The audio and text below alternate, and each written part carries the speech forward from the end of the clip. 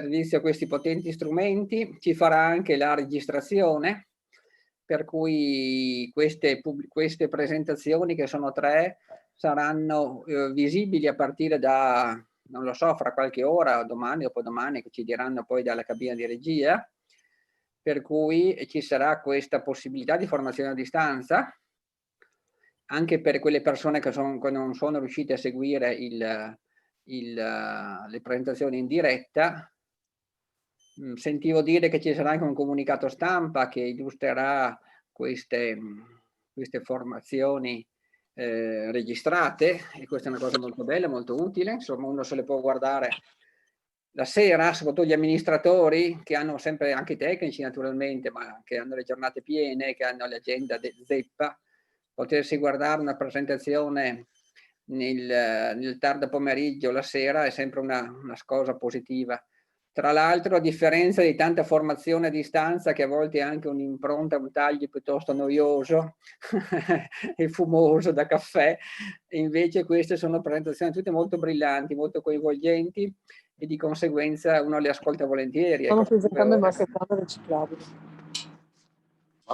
Masterplan riciclabile. Cos'è? Bene. 11.03. Le persone coinvolte sono ancora una decina, 12.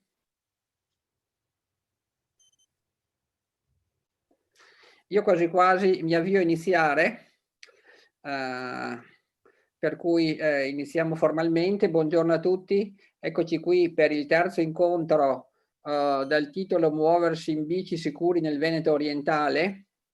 Abbiamo tenuto già 2 incontri e questo è l'ultimo. I primi 2, il primo era pianificare per le persone, riqualificare gli spazi urbani. Ecco, questo tema diciamo che ad ogni incontro io ho dato anche quasi un'idea di fondo, un'idea forte, no? Il primo incontro aveva come idea forte la mobilità per le persone, dare strada alle persone, per cui incentrato sulle mobilità urbana e sul ripensare gli spazi pubblici, gli spazi urbani, proprio dare strada alle persone, pianificare per le persone, per cui non più per le auto come era nella pianificazione classica.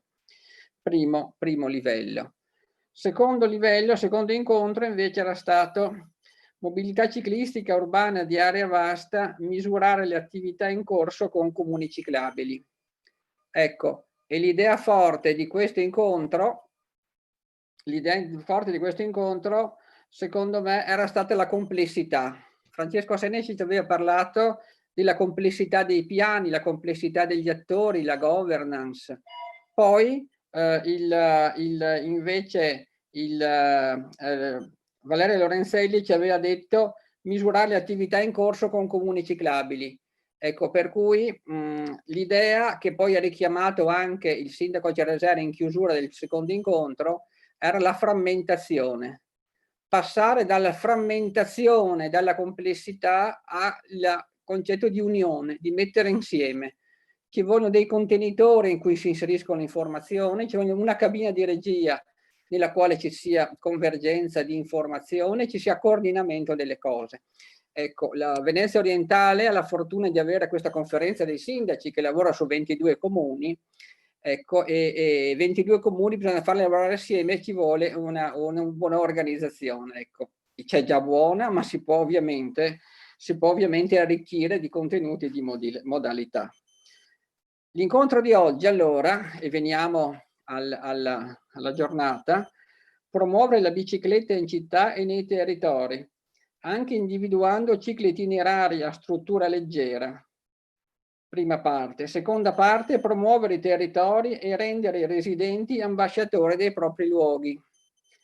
Primo incontro, primo relatore, Patrick Kofler, che è direttore di Helios di Bolzano, e ci parlerà delle loro attività. È una società di comunicazione, si presenterà meglio Helios, Patrick, una società di comunicazione ha sviluppato la promozione della ciclistica a Bolzano già 20 anni fa, poi si sono specializzati sempre di più in questo tema, l'hanno fatto o per molte città della Germania, e sono passati alle mobilità urbane anche al cicloturismo, per cui Elios e Patrick ci spiegheranno bene tutta questa cosa. E seconda parte invece Patrizio Andreatta, coordinatore APT Valsugana, che ci parlerà di promuovere i territori verso mercati selezionati, evidenziando i valori locali e costruendo una comunità entusiasta del proprio territorio. Ecco, io allora riassumerei lo slogan di questa giornata nel termine entusiasmo. No. Siamo partiti dalla persone, siamo passati dalla complessità e da richiudiamo con l'entusiasmo. Ecco, entusiasmo che viene in genere nelle presentazioni di Patrick Koffler, perché è un entusiasta del suo lavoro, è un entusiasta dei territori che visita, e soprattutto entusiasmo invece è la parola di Patrizio Andreatta quando dirà che le persone devono essere ambasciatori dei propri luoghi. Se i residenti non sono entusiasti del proprio territorio, non sono convinti che ci siano delle bellezze, non sono convinti che ci siano delle potenzialità, ecco, allora non funzionerà mai nulla. Cioè il primo soggetto, il primo motore del proprio territorio sono le persone che ci abitano, no? E questa è l'esperienza che viene dal Valsugana, ma viene da tutta quanta il motore del turismo. E quando io cerco che qualcuno venga sui miei territori, lo invito a venire perché sono convinto che siano belli e che siano meritevoli. Ecco, questo è un po' il senso della giornata di oggi. Allora, bene, io direi a Patrick Koffler che può prendere la parola, può inserirsi con la sua presentazione. Abbiamo fino alle 13 in punto circa, di solito qualche minuto per le domande, ma di solito sono sempre poche. Però invece in chiusura abbiamo l'intervento del sindaco Cereser di San Donato di Piave. Il comune di San Donato di Piave è il comune capofila di tutto questo sistema, per cui con piacere daremo la parola poi in termini al sindaco, che ci farà un pelletino di sintesi sull'incontro di oggi, ma sulle potenzialità del corso e del territorio. Bene, prego Patrick, piacere di averti con noi. Ok, buongiorno a tutti, grazie Marco. Per me, non lo dico così per dirlo, è veramente un piacere essere qua con voi e poter condividere un po' di esperienze di diverso tipo. Adesso vado in condivisione, così insomma seguite un po' di slide che ho preparato per voi. Marco, adesso è andato via. Quanto tempo ho più o meno, lo sapete voi? Mezz'oretta? Non so, qualcosa del genere? Vabbè, le lo chiedo quando torna. O se no mi buttate fuori se parlo troppo. Ok.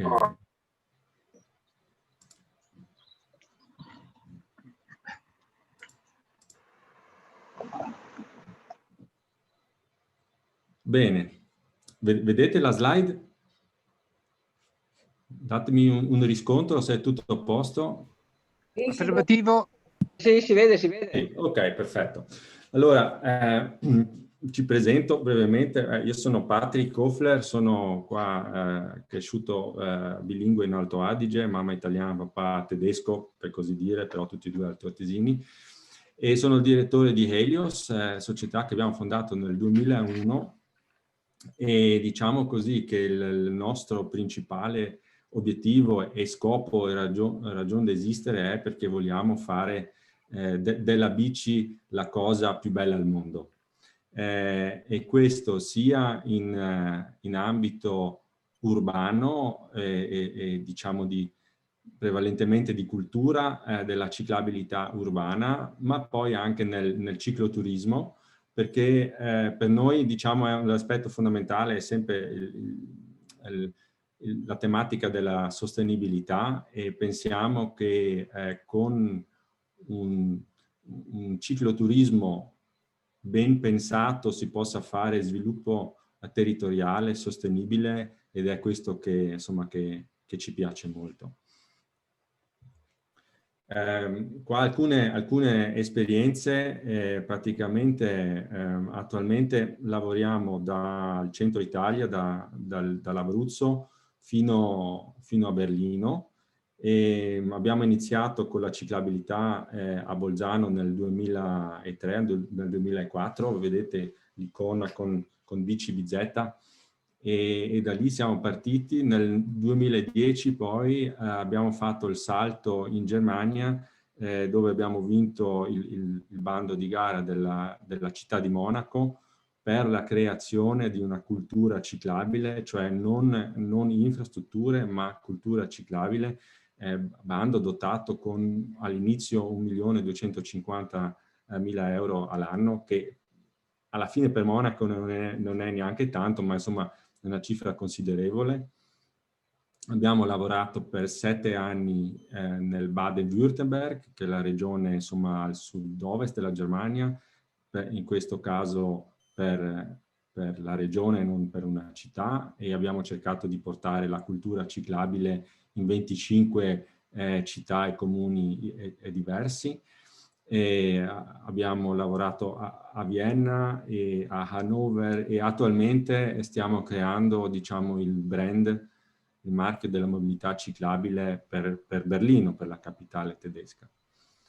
Sul lato cicloturismo è da parecchi anni che ci lavoriamo. Per esempio abbiamo, io ho diretto, diciamo così, i lavori di sviluppo di prodotto della Monaco Venezia, che anche arriva giù dalle vostre parti. È stato un lavoro neanche facile, perché mettere insieme, insomma, bavaresi, tirolesi del nord, tirolesi del sud, bellunesi, trevigiani e veneziani, insomma, come potete immaginare, sì, insomma, però è stata una bella sfida e penso che il prodotto sia molto molto valido. Sempre con Francesco Seneci, con Net Mobility, è da più di 10 anni che lavoriamo su progetti di mobilità urbana, e con loro anche gestiamo alcuni progetti in Alto Adige sulla mobilità urbana.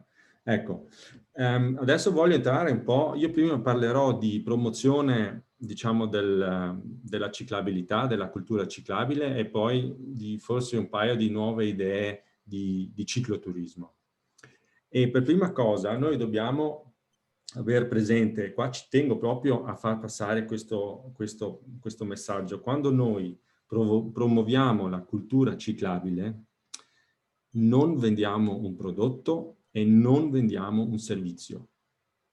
E quindi tutto quello che è la classica pubblicità, cioè fare un volantino, fare un poster, non funziona, perché non vendiamo niente, non abbiamo niente da vendere.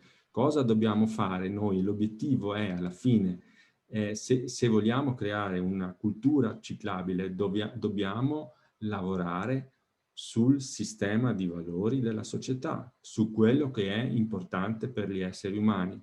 E quindi i meccanismi devono essere altri.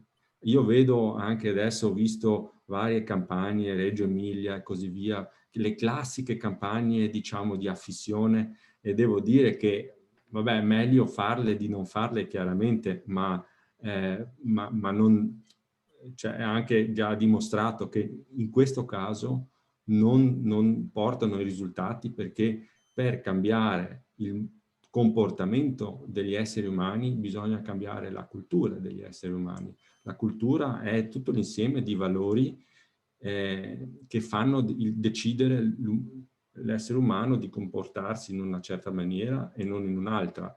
E devo anche dire e sottolineare che non è neanche una cosa tanto razionale, perché alla fine tutto il mondo sa che la bici non inquina, che sei più veloce, che fa bene alla salute, no? Tutti lo sappiamo. Ogni bambino di questo mondo appena nato, in teoria, cioè, lo sa, no? E quindi c'è da chiedersi perché tutti non lo fanno. Ecco, perché l'essere umano è un po' un essere, diciamo, non voglio dire irrazionale, ma non tanto razionale, e prende le sue decisioni a livello intuitivo, almeno. E qui noi abbiamo sviluppato un modello che, se seguito, serve a creare o a spostare, diciamo, il sistema di valori della società verso, in questo caso, la cosiddetta bike friendliness, no? E allora cosa dobbiamo fare? Noi a un sistema ciclabile nel suo insieme, perché poi il cittadino non distingue infrastrutture, servizi, comunicazione, per lui è tutta una cosa, no? E dobbiamo a questo sistema dare visibilità, no? E dobbiamo farlo in maniera intelligente, cioè, e quello vuol dire creare prima di tutto un'immagine coordinata e unica ed uniforme, no? E non comunicare in 50 maniere diverse, cioè, e quindi dare visibilità al sistema, ma a un sistema gli dai visibilità anche per dire già con una segnaletica, no? Non significa qua necessariamente fare pubblicità, no? Ma dare visibilità al sistema. Il sistema in sé, adesso sono un po' astratto, ma devo esserlo, poi vi faccio vedere gli esempi un po' più concreti. La gente deve identificarsi con il sistema, deve intuitivamente dire io vi appartengo o il sistema fa parte di me. Cioè dobbiamo, quando concepiamo il sistema e anche la comunicazione, quando lavoriamo sulla cultura, dobbiamo essere in grado di comunicare e di agire sulla stessa lunghezza d'onda, insomma, della gente che ci interessa e utilizzare gli stessi codici, no?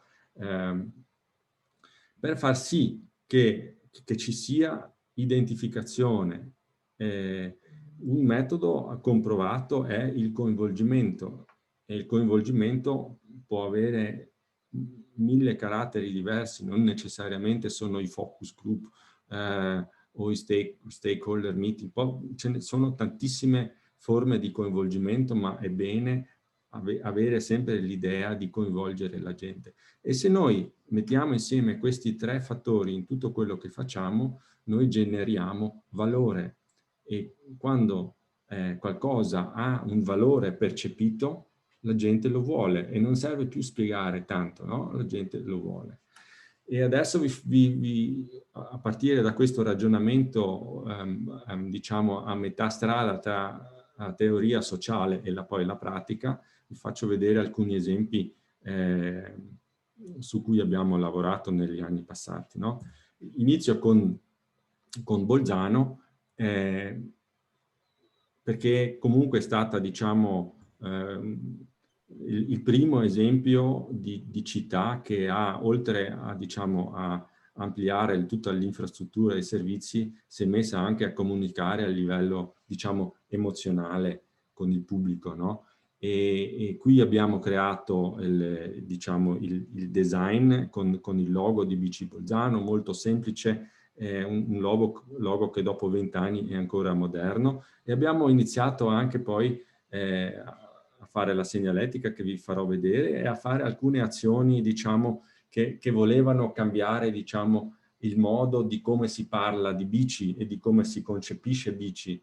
E quindi abbiamo fatto questa serie di cartoline che ti portano a sorridere, che ti aprono, che hanno un effetto positivo e ti aprono verso la tematica, no? Qua noi non diciamo dobbiamo andare in bici così via, no? È tutto un po', diciamo, con il sorriso, no? E queste cartoline in Germania sono diventate quasi un oggetto, diciamo, di culto nell'ambito, diciamo, dei responsabili della promozione ciclabile. Questo è il logo di cui parlavo, molto molto semplice. Anche qui devo dire, bisogna, quando si va a lavorare in un contesto del genere, anche graficamente, non conta se mi piaccia o non mi piaccia. No, le forme devono essere semplici, perché questi sono loghi che devono, uno, funzionare anche in un contesto di percezione pubblica, e devono funzionare tanti anni, e le forme essenziali sono quelle che sono anche, diciamo così, più sostenibili. Quando abbiamo creato la segnaletica, al giorno d'oggi, adesso non potremo più farla così perché il codice della strada ormai, diciamo, ha fatto dei passi in avanti, ha regolamentato tutto questo settore, diciamo, ma all'epoca, nel 2004, questo non ancora non esisteva in questa forma e quindi eravamo più liberi. Comunque, insomma, a parte il design chiaro e avere implementato una prima forma di bici politana, qui per esempio, sempre sul tema di dare valore alle cose, sulla scelta dei materiali non abbiamo fatto compromessi, abbiamo scelto materiali di alta qualità, perché non ha senso fare un bel design, una bella grafica e poi scegliere dei materiali scadenti, no? Cioè non funziona, no? Perché il materiale in sé comunica come il contenuto, no? E qui a Bolzano non abbiamo scelto adesso le cose, diciamo, di design più moderne, ma che stanno bene, diciamo, con lo stile di Bolzano, no? Quindi però è qua da capire, dare valore a tutti i livelli al sistema. Se tu vuoi che la gente lo accetti, devi dare valore, no? E la cosa interessante a Bolzano è che i dipendenti comunali si sono fatti propri questo progetto e lo hanno portato avanti anche senza chiedere. E, per esempio, quando i giardinieri comunali iniziavano a girare con le magliette di Bici Bolzano, o quando si facevano certe iniziative tipo sui mercatini di Natale e così via, c'erano i biscotti con logo di Bici Bolzano, o la aiuola di fronte alla stazione con i fiori messi, o le luci, mi sembra, messe, diciamo, di notte poi con il logo di Bici Bolzano. Queste sono bellissime cose che costano poco, molto meno che affiggere poster da qualche parte, che è una cosa molto costosa, che però sono dei statement di autenticità di un altissimo valore, no? Molto di più che qualsiasi slogan pubblicitario possa mai fare, no? Quindi è importante in prima linea per voi insomma, che siete amministratori, che diciamo, l'istituzione pubblica stessa si faccia promotrice del messaggio, no? E che non ci siano, diciamo, cose che non quadrano a questo livello, perché si perde poi subito in credibilità e il messaggio poi non viene accettato. Il prossimo progetto che vi faccio vedere è quello di Monaco di Baviera, che è un po' più evoluto, anche perché insomma Bolzano è stato il nostro primo progetto e poi insomma siamo andati avanti anche a livello teorico e concettuale. Comunque, per dire, il bando, per spiegare anche il tema dell'identificazione, no? Non voglio pensare poi cosa potrebbe venire fuori in Veneto. Il bando diceva: Monaco deve diventare la bici e la bici deve diventare Monaco. E quindi a livello di logo lo abbiamo risolto così in maniera molto essenziale e chiara.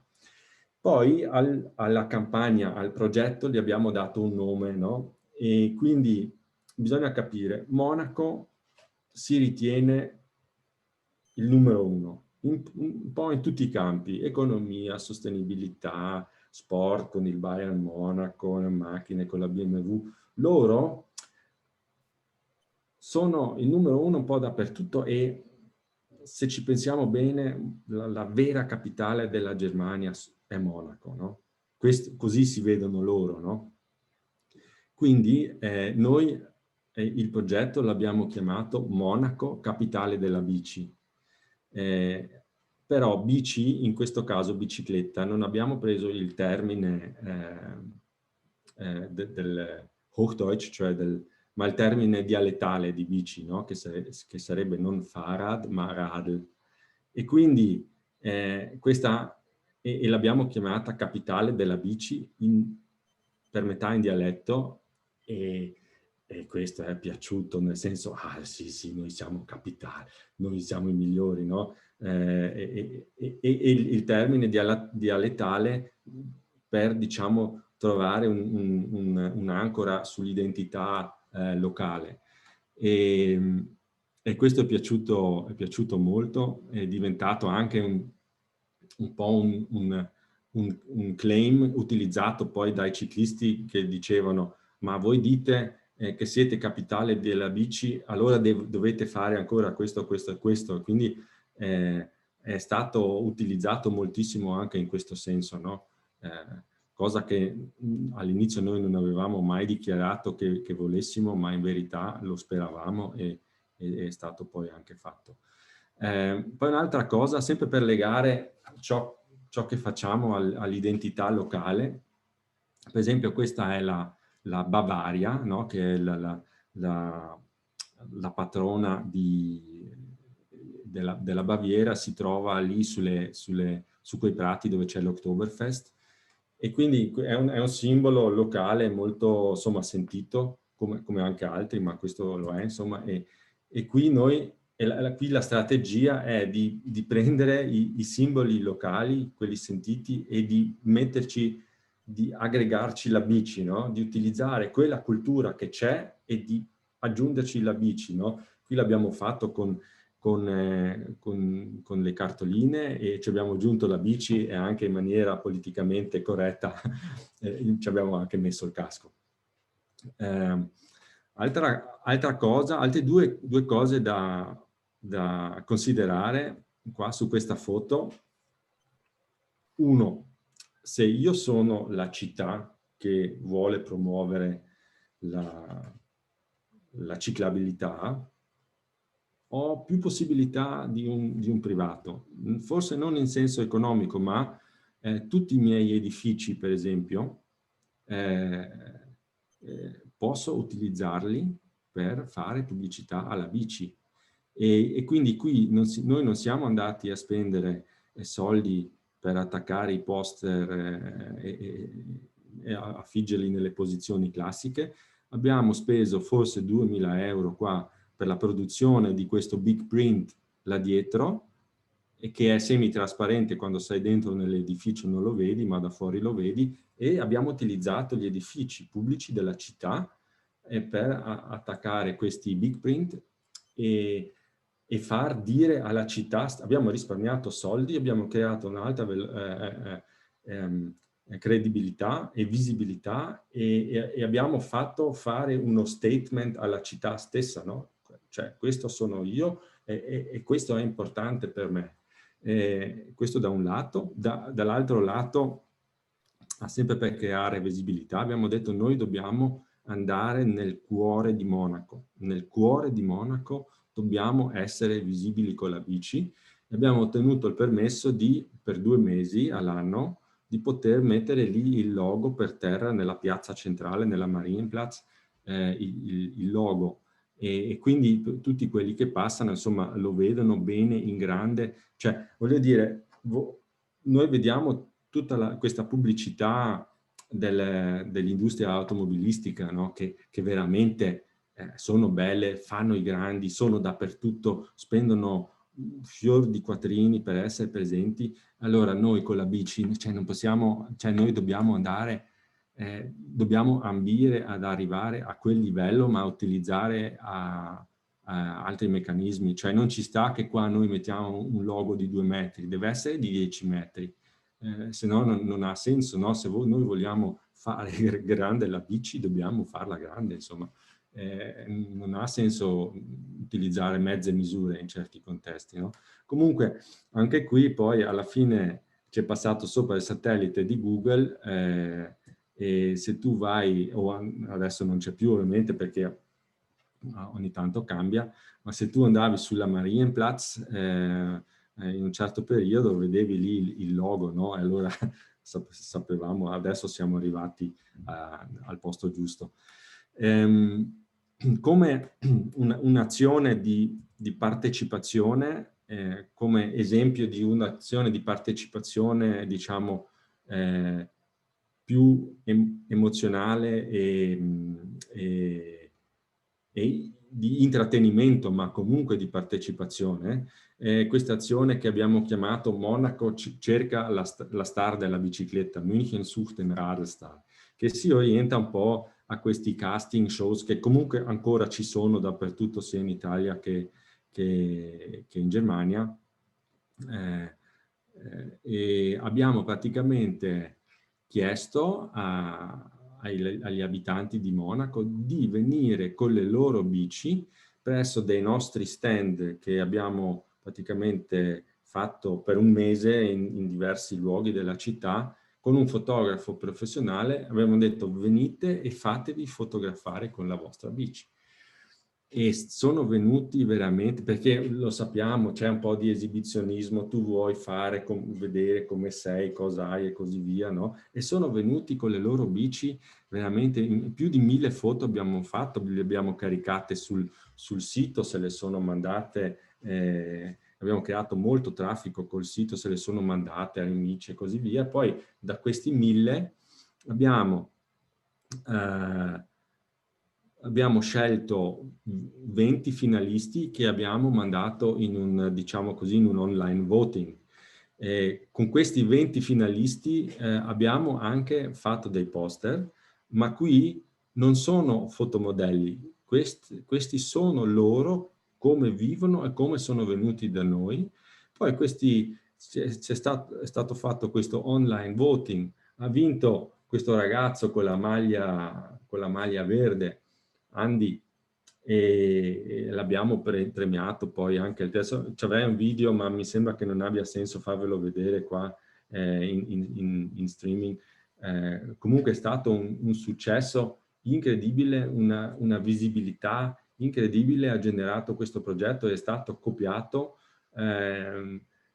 da non so quante città in Europa e perfino dalla città partner di Monaco, che è la città del capo in Sudafrica. Insomma, è stato veramente un successo e è diventato quasi, diciamo, un modulo, diciamo, di referenza per come generare, diciamo, partecipazione, ma movimento, lavorare sulle immagini, coinvolgere e creare questa cultura ciclabile, che anche vuol dire, insomma, entrare nella coscienza collettiva della gente tramite immagini e azioni autentiche, dico a questo punto.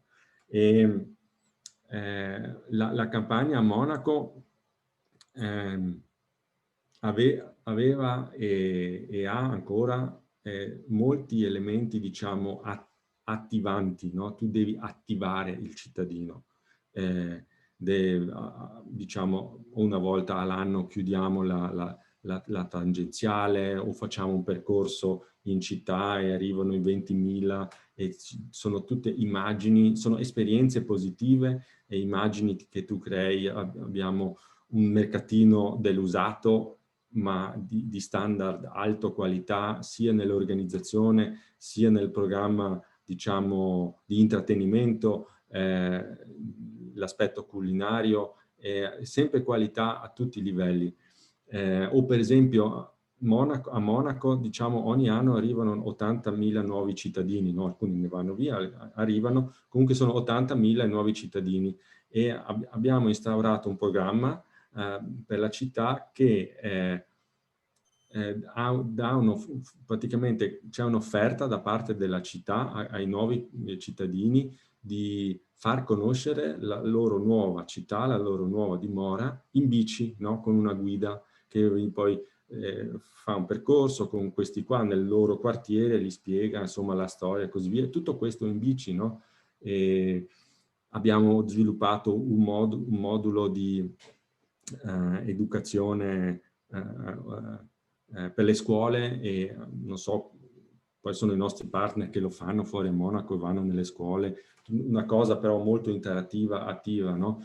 Quindi quello che voglio dire è qua è importante essere da un lato molto creativi ma anche molto strategici e di non cadere nel tranello che basta fare un flyer e basta fare un volantino, una brochure e magari un video. Bisogna studiarsela un po' bene perché noi, come ho detto all'inizio, non vendiamo un prodotto, non vendiamo un servizio, ma cerchiamo di cambiare il sistema di valori della società. per fare cambiare il comportamento degli esseri umani. Noi vogliamo che chi non va in bici vada in bici, no? Questo è un cambio delle abitudini, è un cambio dello stile di vita, è un cambio dei propri valori, no? E non è facile e i meccanismi sono diversi. Questo da un lato. Ho parlato adesso di cultura, adesso parlerò un po' di cicloturismo. La connessione tra, diciamo, questo lavoro di cultura e questa diciamo, intensa interazione con la popolazione urbana, specie in Germania, ma non solo, bisogna capire che una buona parte di questi qua sono quelli che vengono poi a far ferie in bici da noi, no? E quindi vengono da noi in bici a fare altre cose di quello che fanno nella loro vita, diciamo così, normale, ma lo fanno sempre dentro il loro sistema di valori. Quello che è importante in ferie è importante in un certo senso anche a casa e viceversa, anche se le attività sono diverse. E qua c'è da capire che la cultura bike friendly che trovano, diciamo, nelle destinazioni turistiche, cioè deve in un certo senso corrispondere un po' almeno a quello che hanno a casa, anche se magari a livello infrastrutturale non siamo così, no? Ma qui c'è quindi una profonda conoscenza del gruppo target che poi viene da noi a far ferie. Allora, se parliamo di cicloturismo, dobbiamo cercare di inquadrare un po' il mercato. E questo è un calcolo dell'Eurac del 2015. A livello europeo abbiamo 16 milioni di utenti di bici da strada, abbiamo circa 19 milioni di utenti mountain bike e abbiamo 40 milioni all'incirca di utenti di cicloturismo, trekking in bici, viaggi in bici, persone o un target che ha più, diciamo, l'esperienza o il piacere in primo luogo invece che l'adrenalina o il lato atletico, no? E dobbiamo anche capire che il mercato di bici da strada è in decrescita.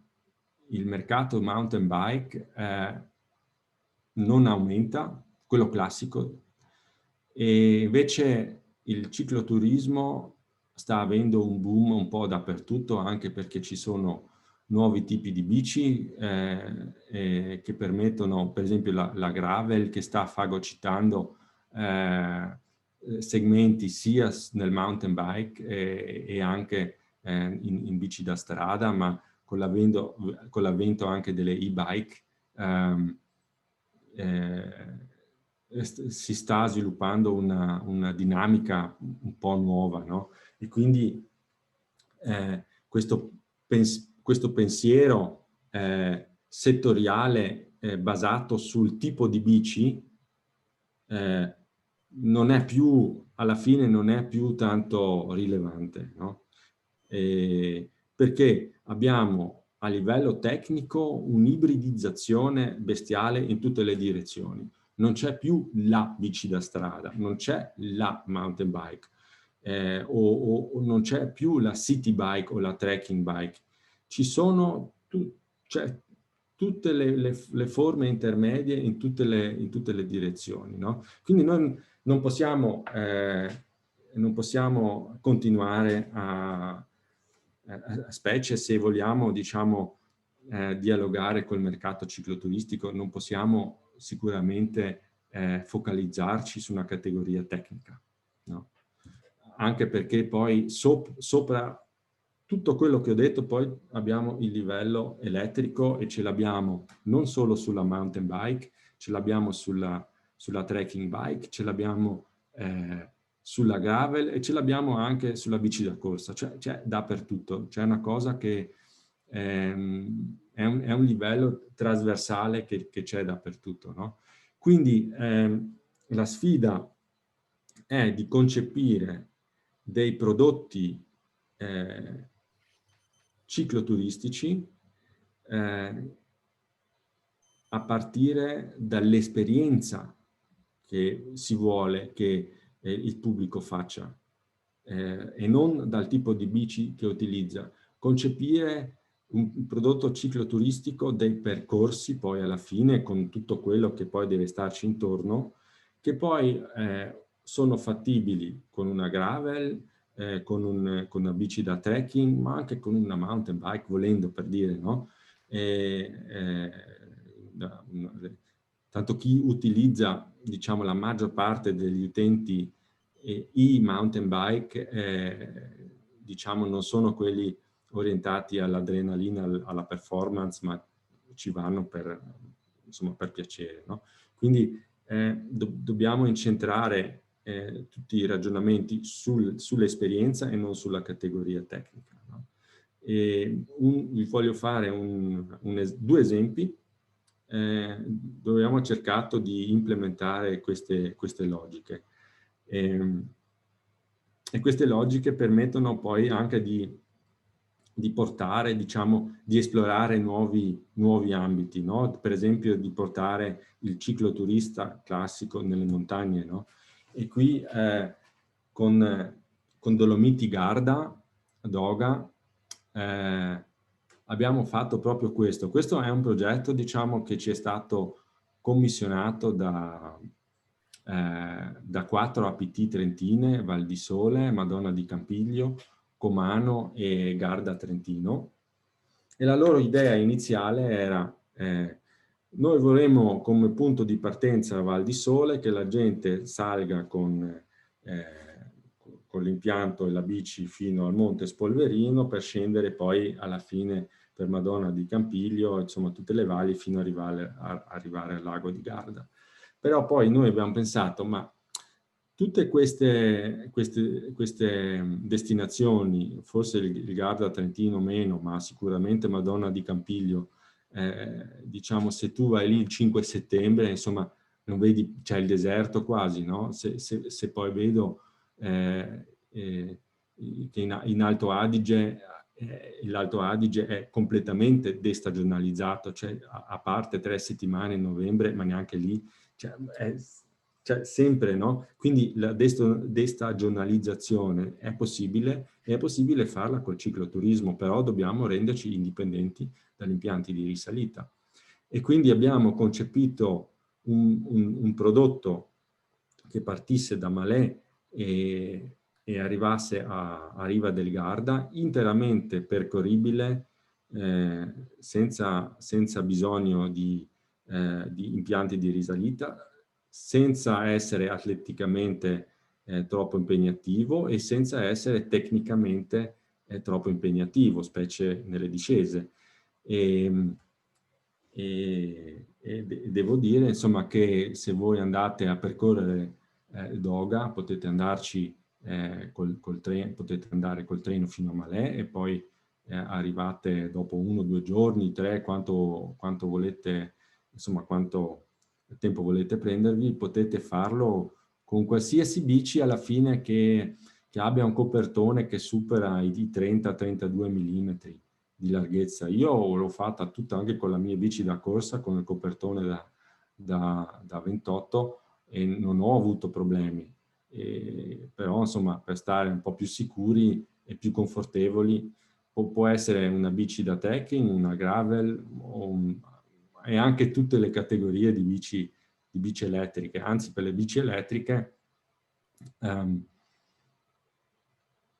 è molto, cioè, è un percorso molto bello che, per dire, chi adesso percorre la ciclabile del Danubio, qua è veramente una nuova cosa quello che può fare qui, perché con la sua stessa attitudine, senza troppo insomma dover studiarsela e dover preoccuparsi, può fare anche questo percorso qui e passare dalle Dolomiti di Brenta per arrivare al lago di Garda, che è un'esperienza veramente bellissima quando scendi dal Passo Ballino vedi il lago, no?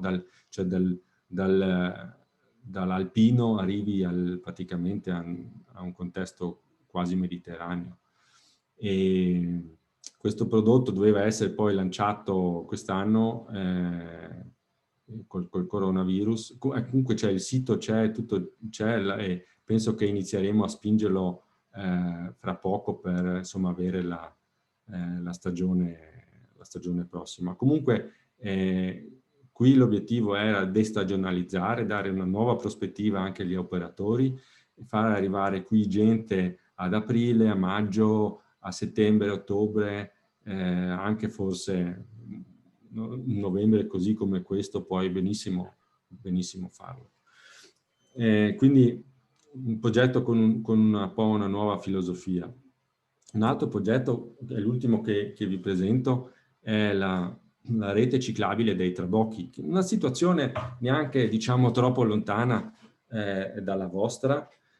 Qui c'è praticamente la ciclovia adriatica che scende lungo la costa, anche se non è ancora tutta interamente percorribile, e il GAL della Costa dei Trabocchi, non sapete tutti cos'è un GAL, GAL Costa dei Trabocchi, voleva, diciamo, sviluppare una logica, un prodotto cicloturistico che fosse in grado di capitalizzare sul marketing che stanno facendo sulla ciclovia adriatica per attrarre, diciamo, i cicloturisti a stare lì un paio di giorni, perché sennò tutti se ne vanno giù e arrivano giù in Puglia, no? E quindi qui abbiamo sviluppato una logica di rete, di percorsi, e non sono piste ciclabili perché non servono. Qua ci sono tantissime strade, anche Doga peraltro utilizza strade secondarie, strade forestali, strade interpoderali, in campagna, tutte infrastrutture che già ci sono e che vanno bene. Bisogna insomma studiarsele, andare a vedere, connetterle con una logica. E adesso c'è questa rete ciclabile con più di 300 chilometri di rete, con anelli che tu puoi fare. Qui i target sono due: uno, o per dire anche tre. Il classico turista che viene qui a stare al mare e che vuole farsi un giro un pomeriggio, una giornata in bici, e quindi qui abbiamo previsto questi anelli di 50-60 km con al massimo 400-500 metri di dislivello, no? Poi l'altro target sono ovviamente i cicloturisti che scendono giù per l'Eurovelo e per la ciclovia adriatica, per farli stare un po' di più nella zona, e per loro insomma è stato importante anche pensare a loro, uno perché è un fattore in aumento, e due perché per la maggior parte questi qua non hanno bici elettriche, e quindi con i dislivelli e con le pendenze abbiamo dovuto un po', insomma, stare molto attenti. E il terzo gruppo target molto importante sono gli operatori locali, la gente locale. Quindi in questo progetto abbiamo incluso non solo diciamo l'aspetto prettamente tecnico dello sviluppo di prodotto, ma abbiamo incluso ampie azioni di partecipazione. Siamo andati a vedere i percorsi con gli operatori locali, abbiamo fatto al tempo di lockdown dei webinar dove ne abbiamo discusso sia con gli operatori ma anche con gli amministratori locali, proprio per creare questa cultura ciclabile che qui ovviamente non c'è forse in ambito sportivo, un po' bici da strada ma prevalente mountain bike. Cicloturismo è un fenomeno nuovo, ma è una grande opportunità e bisogna insomma lavorarci bene. Magari si sarebbe potuti essere molto più veloci nello sviluppo del prodotto senza considerare, diciamo, questa partecipazione. Ma cosa fai se poi ti arriva lì il ciclista e parla con un albergatore e lui nemmeno sa che esiste la rete ciclabile dei trabocchi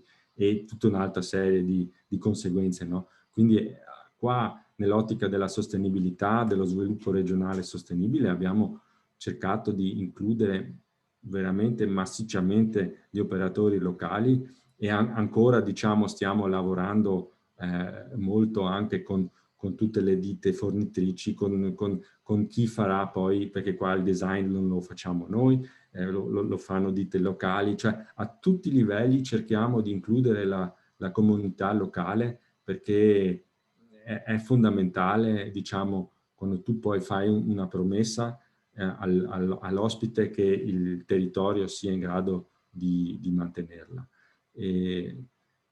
E questo è un progetto molto bello che mi sta molto a cuore e potrebbe essere un esempio di sviluppo, diciamo, partecipato di un prodotto cicloturistico anche per altre regioni. Con questo, Marco, ti ripasso la parola e poi, insomma, continuate voi. Io adesso resto ad ascoltare. Bene, grazie Patrick. Prossimo in presenza sicuramente scoppierebbe un applauso, non riusciamo a fartelo in remoto, ma insomma io avevo definito questo incontro terzo l'incontro dell'entusiasmo. Infatti Patrick, pure come si dice nel suo tono tranquillo, però un po' di curiosità, un po' di entusiasmo ce l'ha trasmesso. No, la prima fase, fare la bici della cosa più bella del mondo, cioè, no, è già un obiettivo altissimo. No, ecco, non parliamo di bici così perché qualcuno ci guadagna qualche lira, se tira un po' a campà un po' meglio, no, ma fare la bici è la cosa più bella del mondo, che tutti quanti la vediamo come una cosa nostra, che noi la sentiamo, e così prodotti che noi li sentiamo, insomma, no? Questa cosa che il progetto fa parte di me e io faccio parte del progetto, no? Questa roba qua, gli operatori locali devono essere dentro, i cittadini, i sindaci, no? Non dire, ma sì, hanno fatto qualcosa quelli là, in qualche modo, boh, forse decollerà, vedremo, no? Questa situazione di essere spettatori di fronte a qualcos'altro, no? No, la bici, il sistema fa parte di me, io faccio parte del sistema, cioè cacciarci dentro in prima persona, no? Cambiare la cultura e poi questa roba qua, l'inclusione delle comunità locali, no? Questa ultima battuta che ha fatto, no? Abbiamo fatto una promessa all'ospite quando gli abbiamo detto vieni da me che troverai A, B, C, D, E. Ma quando viene deve trovare, perché se vede A che è un po' scadente, B che è incerto e C che non è ancora pronto, basta. Cioè, gira la voce che il territorio non è pronto, no? E quando gira questa voce siamo fritti, siamo partiti per un'operazione, avevamo una cartuccia da spendere per portare il ciclista qui. Se l'abbiamo spesa male, la nostra cartuccia, il ciclista viene e non porterà più gli amici, non farà bella pubblicità, perché la bella pubblicità poi è il passaparola. Eccoci, questo per cui tante informazioni, tante attenzioni, tanti stimoli che ci ha dato Patrick. Ecco, ricordo che tutte le persone di questi 6 incontri, incluso anche Patrick e Patrizio Andreatta, che sentiremo a breve, sono i nostri istruttori del corso di promotore mobilità ciclistica che organizzo con l'Università di Verona, un mini master da 40 ore di lezione online, ormai più 4 giornate fuori in bicicletta. Ecco, in cui andiamo a Bolzano, conosciamo Patrick, andiamo in Valsugana, conosciamo Patrizio, e in questo modo portiamo i nostri 20-25 studenti a conoscere come si promuove la mobilità ciclistica. Bene, allora passiamo, sono le 11:56, perfetti nei tempi, 50 minuti anche a Patrizio e dopo ci sentiamo 10 minuti per le conclusioni. Bene Patrizio, prego. Grazie, buongiorno a tutti e grazie per questa presenza virtuale in questo momento. Condivido anch'io lo schermo, così vedete la presentazione? Sì. Ok, perfetto. Allora, io mi presento, io sono Patrizio Andreatta, sono il coordinatore dell'azienda per il turismo della Valsugana. Così vi faccio un attimo un inquadramento di quello che è il nostro territorio, la nostra DMO, che è fa parte del Trentino orientale, quindi sul confine con il Veneto, con la provincia di Vicenza. Possiamo contare su 54 soci e un territorio con 70.000 abitanti e 24 comuni che fanno parte della nostra società. Sono 24 amministrazioni comunali che hanno deciso di prendere parte della nostra azienda per il turismo. È un'azienda a forma cooperativa, non siamo un ente pubblico, siamo una società privata dove i comuni sono entrati a far parte del comparto societario. Facciamo all'incirca 2.200.000 presenze all'anno fra il comparto alberghiero ed extra-alberghiero certificato e anche tutta la parte degli alloggi turistici e quindi appartamenti. Abbiamo dei mercati di riferimento ben precisi, che sono ovviamente l'Italia per quanto riguarda il Triveneto, Emilia-Romagna e Lombardia soprattutto, e poi una grande fetta di mercato è sicuramente quello del mercato DACH, quindi della Germania, Austria e Svizzera, e gran parte invece il mercato olandese. Questo perché? Perché voi vedete nella slide abbiamo il lago più grande che appartiene interamente al Trentino è il lago di Caldonazzo, dove abbiamo ben 17 campeggi e che la fanno da padrone per quanto riguarda il mercato straniero, soprattutto del nord Europa e quindi dell'Olanda. Anche noi diversi anni fa abbiamo detto dobbiamo capire un po' qual è la nostra identità e capire quali sono i prodotti sul quale concentrarci. Uno dei prodotti sui quali abbiamo deciso di porre più attenzione è sicuramente il prodotto della bicicletta e del cicloturismo, e quindi abbiamo iniziato un nuovo approccio alcuni anni fa, un nuovo approccio per capire lo sviluppo del prodotto bike, e abbiamo quindi trovato sette fasi per poter iniziare a sviluppare questo prodotto. Il primo ovviamente è l'individuazione di principali prodotti, perché non c'è solo il prodotto bike, ma abbiamo anche il prodotto trekking e il prodotto terme. Abbiamo poi fatto un'analisi della concorrenza, abbiamo trovato quale era il nostro target di riferimento, abbiamo fatto dei percorsi partecipati, quindi abbiamo messo assieme tutti gli operatori, abbiamo presentato a loro quali erano i requisiti per poter far parte di questo sviluppo prodotto, di questo prodotto bike della Valsugana, e abbiamo trovato l'identificazione delle unicità territoriali. L'ultima parte, ovviamente, una volta costruito il prodotto, era tutta quella relativa alla promo commercializzazione, quindi la vendita del prodotto. Noi siamo un territorio che non ha infrastrutture, non abbiamo impianti di risalita, abbiamo la montagna e il fondovalle. Una montagna con dei percorsi mountain bike nella catena del Lagorai, che è la catena più estesa del territorio del Trentino, e abbiamo un fondovalle, del quale vi parlerò dopo, dove abbiamo la ciclabile della Valsugana. Abbiamo però iniziato a fare anche un attimo di benchmark, quindi abbiamo deciso di andare a visitare alcuni territori.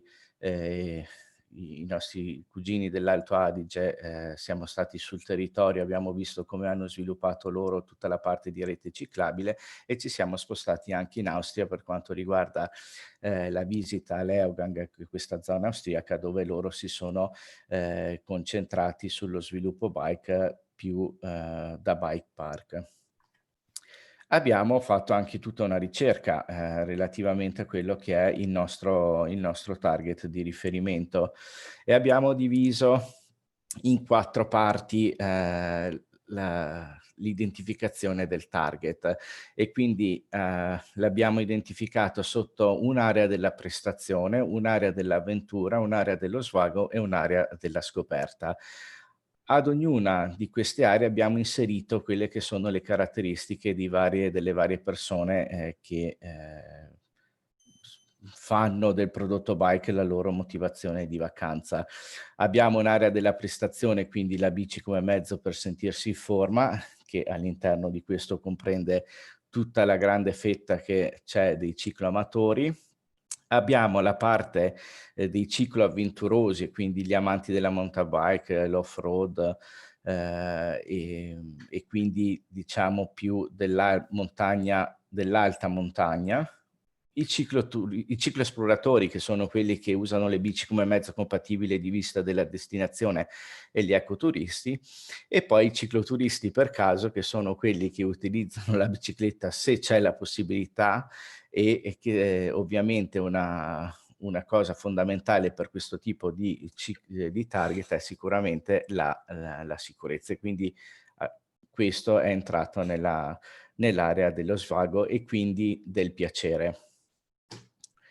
Abbiamo poi risuddiviso questi target in 2 parti, e quindi noi come prodotto Valsugana Bike abbiamo deciso di concentrarsi sul target di mountain bike expert e bike friendly. Quindi abbiamo individuato nei mountain bike expert gli amanti dello sport, sia giovani che hoops, che con hoops intendiamo quelle persone che stanno bene sia economicamente, che stanno bene fisicamente, e che hanno magari che sono un attimino più avanti con l'età, che hanno una capacità di spesa medio-alta, che di solito viaggiano in coppia o in gruppo. In prevalenza su questo tipo di target abbiamo visto che sono stranieri e del nord Europa, quindi dai paesi di lingua tedesca, e che sono anche attenti alle attrattive del territorio, non solo relativamente ai percorsi di mountain bike, ma anche a tutto quello che è l'altra fetta di prodotto della zona, quindi dalla cultura all'enogastronomia. L'altra fetta invece di target che abbiamo individuato è invece il bike friendly. Qui abbiamo inserito nel bike friendly le famiglie con bambini e i 50 e più. Per questo tipo di target l'attività sportiva non è la principale motivazione di vacanza, ma loro vogliono venire in vacanza, divertire e fare sport. Anche qui ovviamente sono attenti a quelle che sono le proposte culturali e naturalistiche, e la capacità di spesa l'abbiamo, dopo la ricerca che abbiamo fatto, spendono solitamente 60 euro al giorno. Dopodiché siamo passati ai fattori di unicità del nostro prodotto bike, quindi abbiamo dato un valore aggiunto al nostro territorio, che è un territorio molto ampio, è un territorio molto vasto, che offre dei percorsi che vanno da 2500 metri in quota e fino alla fondovalle. Quindi lo slogan, il payoff del nostro prodotto progetto bike è stato dai 2000 metri di quota al tuffo del lago, perché è veramente possibile con alcuni tracciati passare dai 2000 metri di quota, arrivare fino alle spiagge sul lago di Caldonazzo per farsi un bagno. Abbiamo inserito più di 300 chilometri, anche qui tutti tracciati con GPS, e qui come sistema trentino, non solo come Valsugana, abbiamo un valore aggiunto, che è questa piattaforma di percorsi che si chiama Outdoor Active. È una piattaforma dove ogni area può inserire i vari percorsi, dove sono tutti tracciati con GPX, si possono scaricare le varie informazioni, le altimetrie, e quindi avere tutte le informazioni per fare questi percorsi in piena sicurezza. L'altro fattore di unicità che abbiamo inserito è è la mountain bike nello scenario selvaggio del Lago Rai. Come vi dicevo prima, abbiamo la catena più estesa del Trentino, e quindi la catena del Lago Rai, dove questi percorsi sono tutti tabellati. È stato un lavoro non indifferente, perché grazie alla collaborazione delle amministrazioni comunali è stato fatto una mappatura di tutti i cartelli esistenti, dei pali esistenti, dove poter andare a segnalare questi percorsi. Questo diciamo che è stato una delle cose più difficili da fare, sia per quanto riguarda la parte di logistica, ma anche per quanto riguarda la parte di mantenimento. La maggior parte dei percorsi qui da noi passano su strade forestali, quindi la manutenzione è in capo o al comune o al servizio forestale della provincia. La parte di manutenzione dei percorsi era in capo a noi e diciamo che ogni primavera era un giro continuo perché fra l'inverno, fra le persone che comunque non sono proprio così attente, diversi cartelli sono sempre a terra. L'altra parte di fattore di unicità del prodotto invece abbiamo inserito anche i percorsi che ripercorrono gli scenari della Grande Guerra, perché noi come territorio, essendo sulla linea difensiva italiana e quindi sui territori che hanno dove è stata combattuta la prima guerra mondiale, abbiamo visto che soprattutto per quanto riguarda il mercato Germania, l'interesse verso la Grande Guerra è sicuramente alto. Dopodiché siamo arrivati alle risorse del prodotto e quindi abbiamo individuato 4 risorse fondamentali per il nostro territorio, per il nostro progetto bike. Uno, come dicevo prima, i 300 km di percorso per mountain bike, gli 80 km di pista ciclabile che collegano il lago di Caldonazzo a Bassano del Grappa, il servizio treno più bici ed alternative che vi spiegherò dopo, e le strutture ricettive pronte a rispondere alle esigenze del target. Abbiamo messo insieme queste 4 risorse e abbiamo praticamente creato il nostro prodotto bike. Per quanto riguarda le strutture ricettive pronte a rispondere alle esigenze del target, anche qui, come dicevamo prima, rispetto al target abbiamo messo assieme tutti gli operatori del nostro territorio, abbiamo fatto dei percorsi partecipativi, abbiamo fatto degli educational su territori fuori dalla nostra regione per vedere quali erano le caratteristiche, come si erano mossi, che tipo di investimenti avevano fatto, e quindi abbiamo individuato anche dei criteri per poter partecipare a questo progetto. Abbiamo preso dei requisiti obbligatori per tutte le strutture ricettive e quindi la presenza nella struttura di una persona che conosca le offerte di mountain bike, il cicloturismo, delle piste ciclabili e ovviamente anche informazioni relative alle aree limitrofe e quindi del Trentino. La conoscenza di almeno una lingua straniera, tedesco e inglese ovviamente per i motivi che vi ho detto prima, un luogo sicuro dove poter mettere e parcheggiare le biciclette, un servizio lavanderia, questo non solo interno ma anche esterno, e uno spazio dove poter asciugare eventualmente dei indumenti tecnici, un kit per le piccole riparazioni, un bike corner con tutte le informazioni relative ai percorsi di mountain bike e la possibilità di avere a noleggio anche GPS, anche se sappiamo benissimo che ormai le persone esperte hanno tranquillamente questi strumenti, la connessione Wi-Fi gratuita, le proposte e dei pacchetti speciali per chi è interessato alla vacanza bike e la proposta di almeno 2 escursioni settimanali con guida MTB. Questi erano dei requisiti obbligatori per tutte le strutture sono dei requisiti obbligatori per tutte le strutture ricettive che hanno aderito al nostro progetto. Dopodiché sono state divise in 2 categorie, sono le categorie degli alberghi che hanno ormai fatto della bicicletta il loro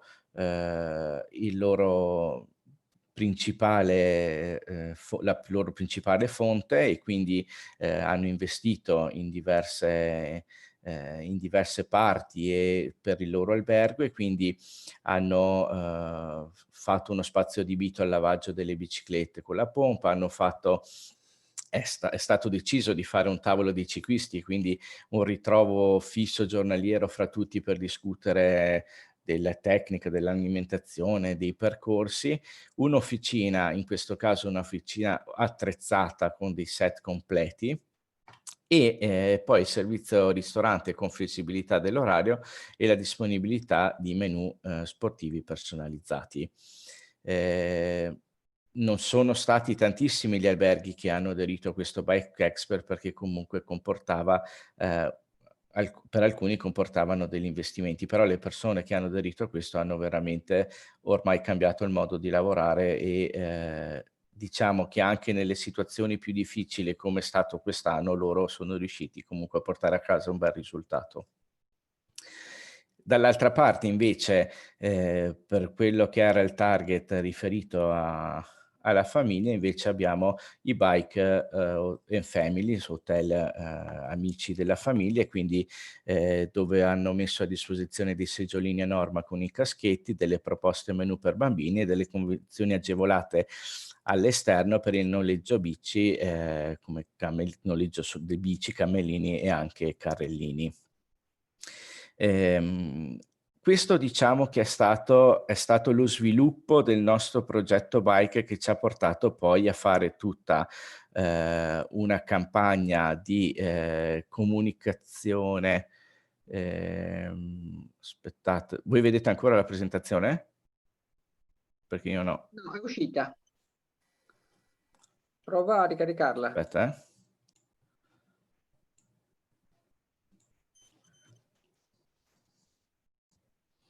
Sì? Ok. Sì, bene. Buon, perfetto. Come vi dicevo, abbiamo, questa è stata la parte di sviluppo del prodotto della bicicletta.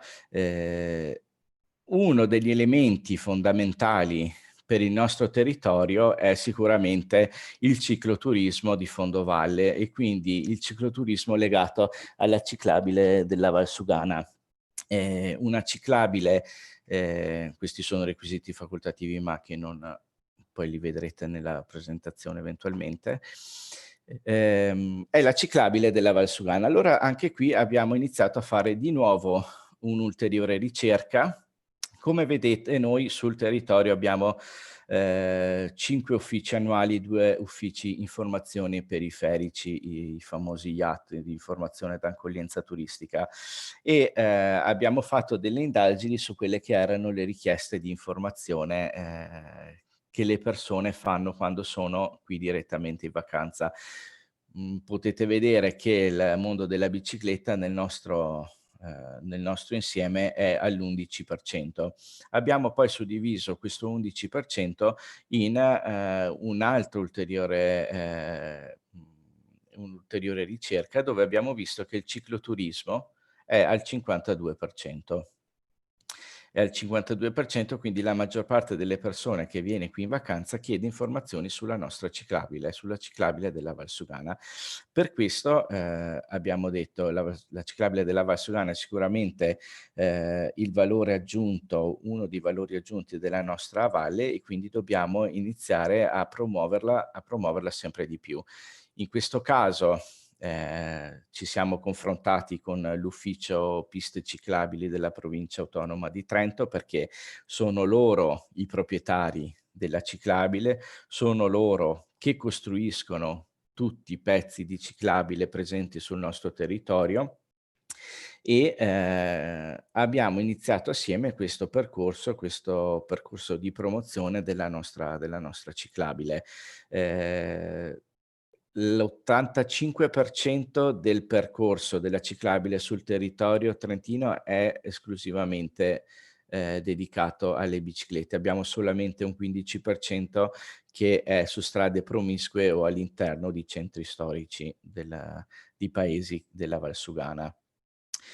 Come vi dicevo, è una ciclabile di 80 chilometri, 55 sul territorio trentino e il resto sul territorio del Veneto, è stata costruita con una larghezza media di 3 metri, abbiamo inserito un tempo medio di percorrenza con un dislivello che non è significativo sulle 7 ore. Il tipo di fondo asfalto, a parte alcuni pezzi, ripeto, nei centri storici dove ci sono San Pietrini o altri fondi, e abbiamo inserito anche una stagione consigliata da primavera-autunno. Questo perché? Questo soprattutto per una questione di sicurezza. Durante l'inverno la pista ciclabile non viene chiusa, viene consigliato di non percorrerla. Perché? Perché non è manutentata. La manutenzione della pista ciclabile è sempre in capo al servizio valorizzazione ambientale della provincia di Trento, dove hanno attivato questo progetto Azione 19, dove delle persone che sono in fase vicine alla pensione sono state reintegrate nel mondo del lavoro perché l'avevano perso per vari motivi, e quindi li hanno inseriti all'interno di questo progetto, e sono loro che fanno la manutenzione su questa pista ciclabile. Quindi non viene fatta d'inverno e viene consigliato quindi di non percorrerla. Alcuni anni fa noi come azienda per il turismo ci siamo seduti attorno al tavolo invece con alcuni attori del nostro territorio, soprattutto per quanto riguarda il servizio di noleggio biciclette e il servizio di bike sharing. Assieme a queste persone che erano appassionate di biciclette, siamo riusciti ad attivare un progetto commerciale, e quindi attivare questi servizi di bike sharing e di noleggio lungo la ciclabile.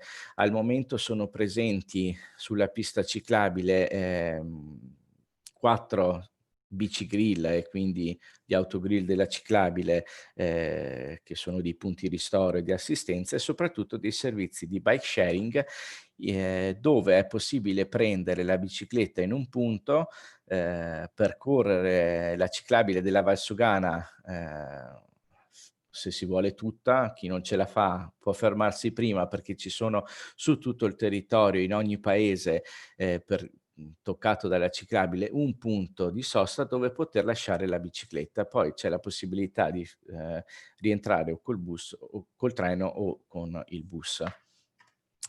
Ci sono quattro bicigrill ufficiali sull'asse della ciclabile della Valsugana.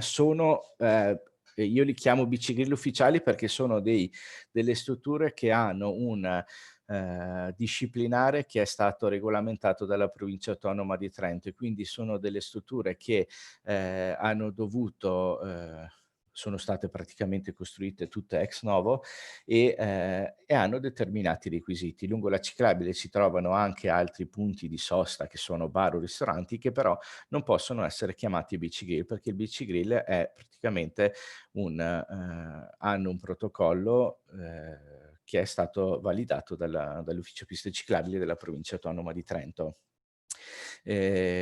Come vedete abbiamo inserito questa slide, 250.000 passaggi l'anno.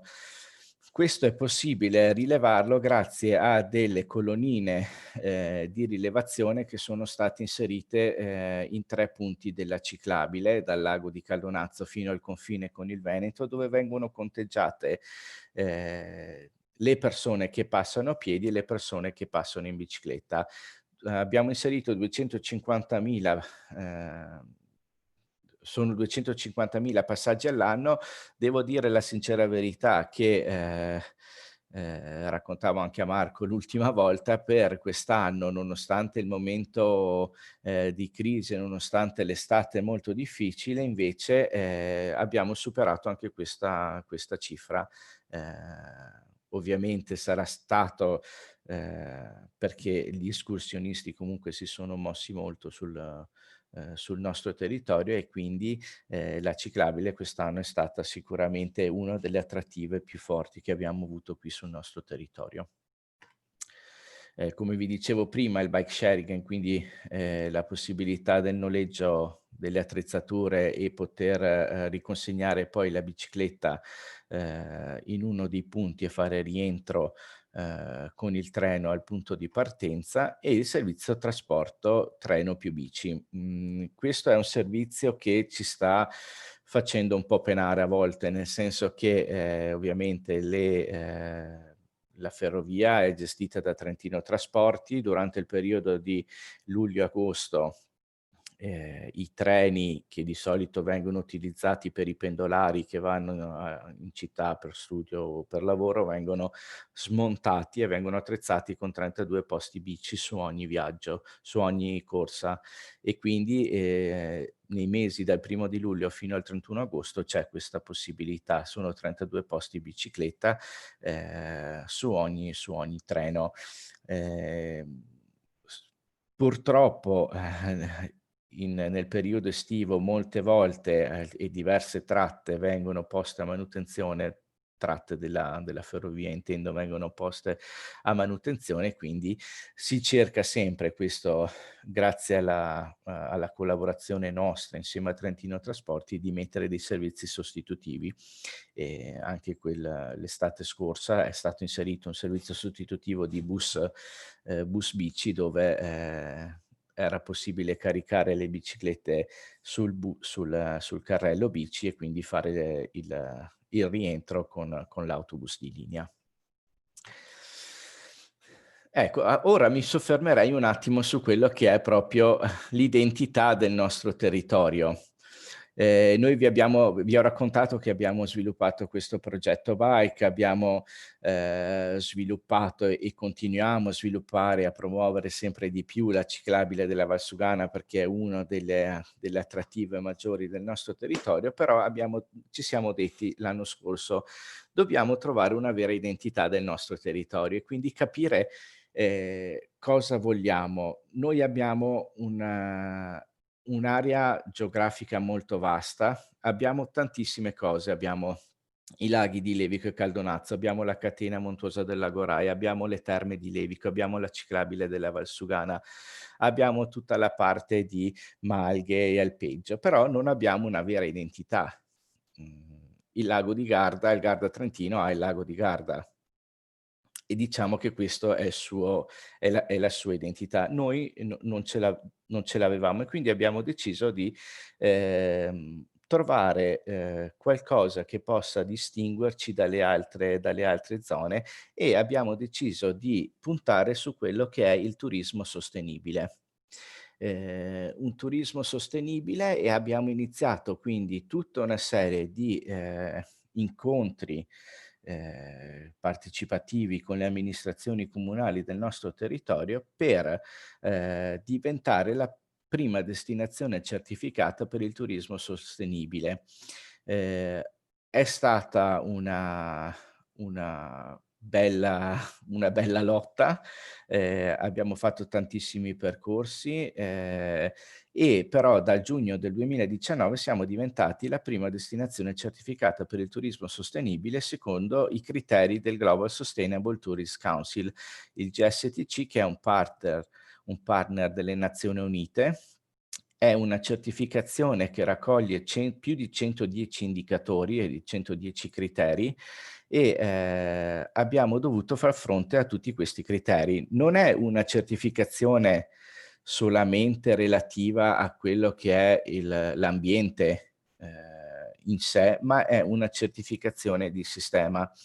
Una certificazione di sistema perché il GSTC, che è l'ente che poi dà questo certificato, all'interno dei criteri veniva a chiederci anche delle cose che non erano assolutamente di nostra competenza. Noi ci occupiamo di marketing territoriale, invece venivano a chiederci qual era il riciclo di rifiuti all'interno dell'area, e quindi è una cosa che noi non avevamo la minima idea, però attraverso questi percorsi partecipati, attraverso i vari documenti che ogni amministrazione comunale aveva, o attraverso le società partecipate dalle varie amministrazioni, siamo riusciti a mettere insieme tutti questi criteri, abbiamo messo assieme tutto questo report, e quindi dal 2019 abbiamo questo certificato. Come diceva prima Marco, perché l'entusiasmo? L'entusiasmo perché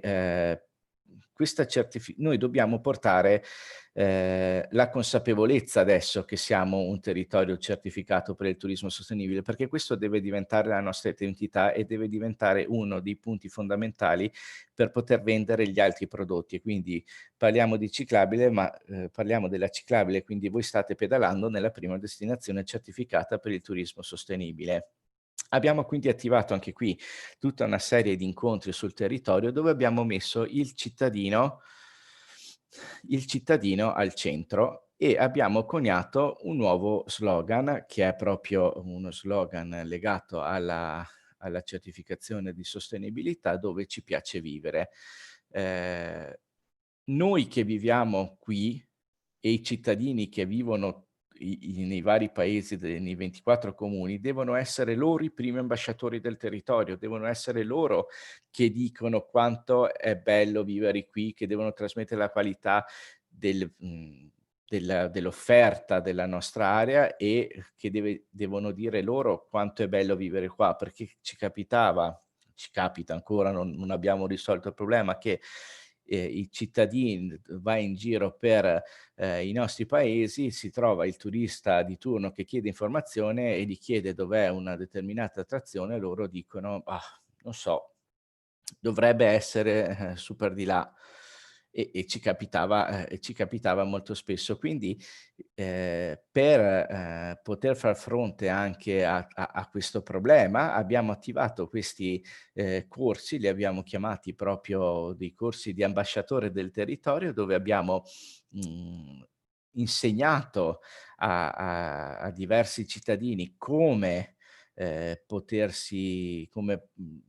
mettersi in relazione con il turista sul nostro territorio, e ovviamente abbiamo fatto anche delle lezioni, passatemi il termine, di cultura turistica per dire a queste persone dovete essere voi che comunicate quanto è bello vivere qua e quanto è bella la nostra zona e tutto quello che viene offerto.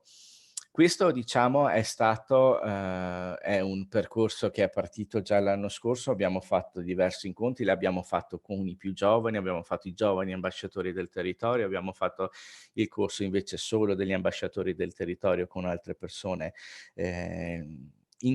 Tutto questo in collaborazione con le amministrazioni comunali, perché è un progetto di partnership che è partito proprio grazie alle amministrazioni comunali del nostro territorio.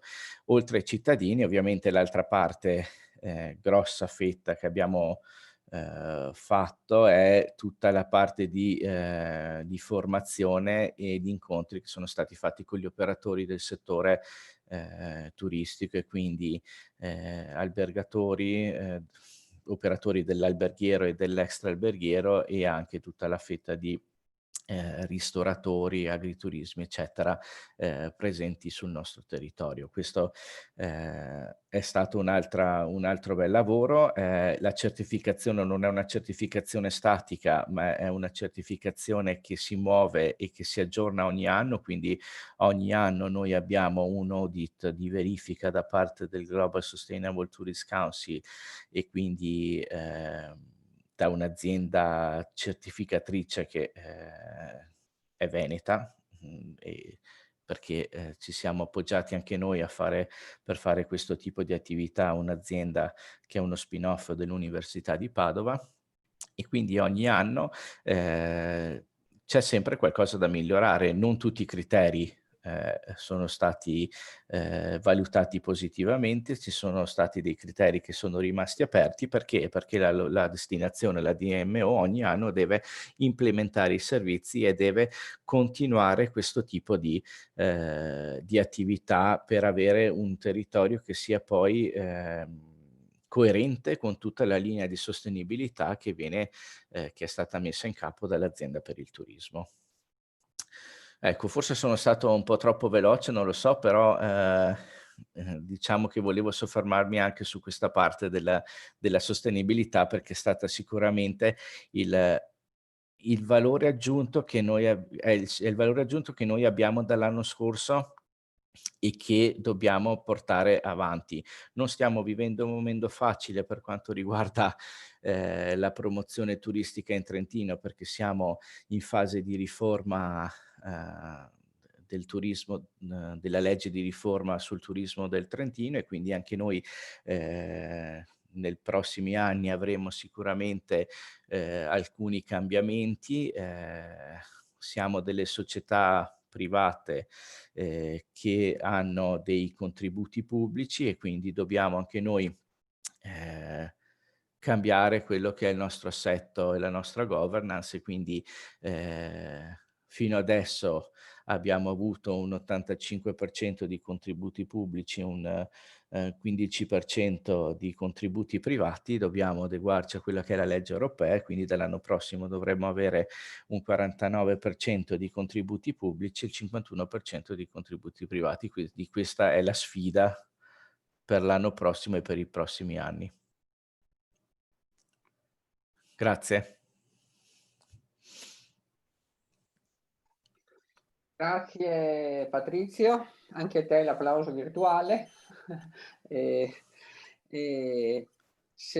mi sono preso una serie di appunti, come sempre, dai vostri interventi, e adesso li riassumo, però vorrei così in qualche modo stimolare alcuni dei presenti. Abbiamo ancora circa 20-25 minuti di tempo. Abbiamo con noi per esempio alcuni comuni, per esempio Caorle, anche col suo vice sindaco, l'assessore Marini di San Donà di Piave, Andrea Ceneser, sindaco di San Donà, che chiuderà la presentazione più tardi, insomma, no. Però vedo anche operatori, per esempio riconosco Marco Ost di Adria Bike, no? Allora io adesso quasi quasi vi lascio qualche minuto, come si dice, di riflessione, affinché riusciate a prepararvi un attimino di interventi, ma mi piacerebbe sentire in coda a queste 3 giornate nelle quali appunto si è parlato di complessità, come si dice, complessità di persone al centro nelle città, e soprattutto in questo incontro così di entusiasmo. Però mentre l'entusiasmo è stato dichiarato bene da Patrick in termini così più emotivi, l'entusiasmo è stato poi codificato in modo più metodologico da Patrizio Andreatta, in quanto lui ha insegnato in qualche modo, più che insegnato, insomma ha illustrato una strada. Le strade possono essere tante per sviluppare i territori, lui ha illustrato la loro strada, no? Ecco, ha detto la loro attività di promozione della Val Sugana è una società privata formata di 24 soci, di cui 24 sono le amministrazioni comunali. Sì, solo 53 soci, 24 amministrazioni. Sì, vabbè, insomma, diciamo circa, per di grandezza, grazie, è quello. Per dire anche il Veneto orientale ha 22 comuni e delle entità importanti, raggruppamenti di operatori, ma anche operatori privati importanti, insomma ci sono tante possibilità, no? Poi mi è piaciuto il riferimento, ma chi sono al nostro mercato? Chi è la gente che viene da noi? Dove devo andare a fare pubblicità? A chi mi rivolgo? In quali lingue traduco i miei documenti per fargli arrivare a casa loro e che li capiscano, al di là che poi l'inglese magari è la lingua intermediaria per tutti, insomma, no? Eccoci. Per cui l'identità del prodotto attraverso la bicicletta, e poi l'analisi della concorrenza, no? Perché si fa presto a dire nel nostro territorio realizziamo 4-5 anelli di bicicletta, i posti sono belli, non c'è dubbio che verranno in tantissimi da noi, no? Ma qualcuno ti dice, beh sì, in tantissimi da voi, ma ci sono anche altri attorno a voi, Cioè il cliente non è che viene automatico da te perché non sei mica l'unico, Forse 20 anni fa potresti essere stato l'unico, adesso sei uno tra i tanti, c'è una competizione tra territori, ecco per questo l'analisi della concorrenza. No. Poi come sono cresciuti? Sono cresciuti con l'educational fuori, per andare a capire come sono organizzati gli altri e farsi gli obiettivi interni. No. Ecco questo Poi, per esempio, per le attività di ospitalità, requisiti minimi, no? Vuoi essere un albergo per il cicloturismo, requisiti minimi, no? Vuoi essere un bike hotel, scusate, bici grill, requisiti minimi, cioè modalità organizzativa, insomma, perché bisogna capire nelle organizzazioni, così, nelle cordate, chi è dentro e chi è fuori, no? Non è che tutti quanti siamo un po' lì, però la gente non decide se è dentro o fuori, se si fa coinvolgere o di meno, no? Un'altra roba, parlava della manutenzione della ciclabile Valsugana a cura della provincia di Trento, no? Il sistema dei fiumi che c'è nella Venezia orientale, il sistema ciclovia della costa, si sta strutturando un sistema di ciclabilità continua anche nei comuni alti, insomma, no? Ecco, però la manutenzione soprattutto nei tratti intercomunali, la manutenzione dei tratti lungo i fiumi, insomma, no? Ecco, questo è importante, casca il cartello sparisce, la gente si perde, no? Questa cosa, la promozione che diceva, abbiamo fatto una promessa all'ospite, diceva Patrick, no? E non possiamo poi dimenticarcela. Ecco. Poi tutto quanto il sistema trasporto bici più treno, che è la forza, no? Si dice a Dobbiaco-Linz, no? Dalla Pusteria all'Austria, no? Fa il giorno di un discesa, si torna sul treno, bellissimo, no? Ecco, anche come si chiama, la Valsugana non è così in discesa, ma leggermente in discesa lo è, per cui è più facile andare in giù ed è più bello tornare in su col treno. Noi lo facciamo sempre quando facciamo il corso per l'università.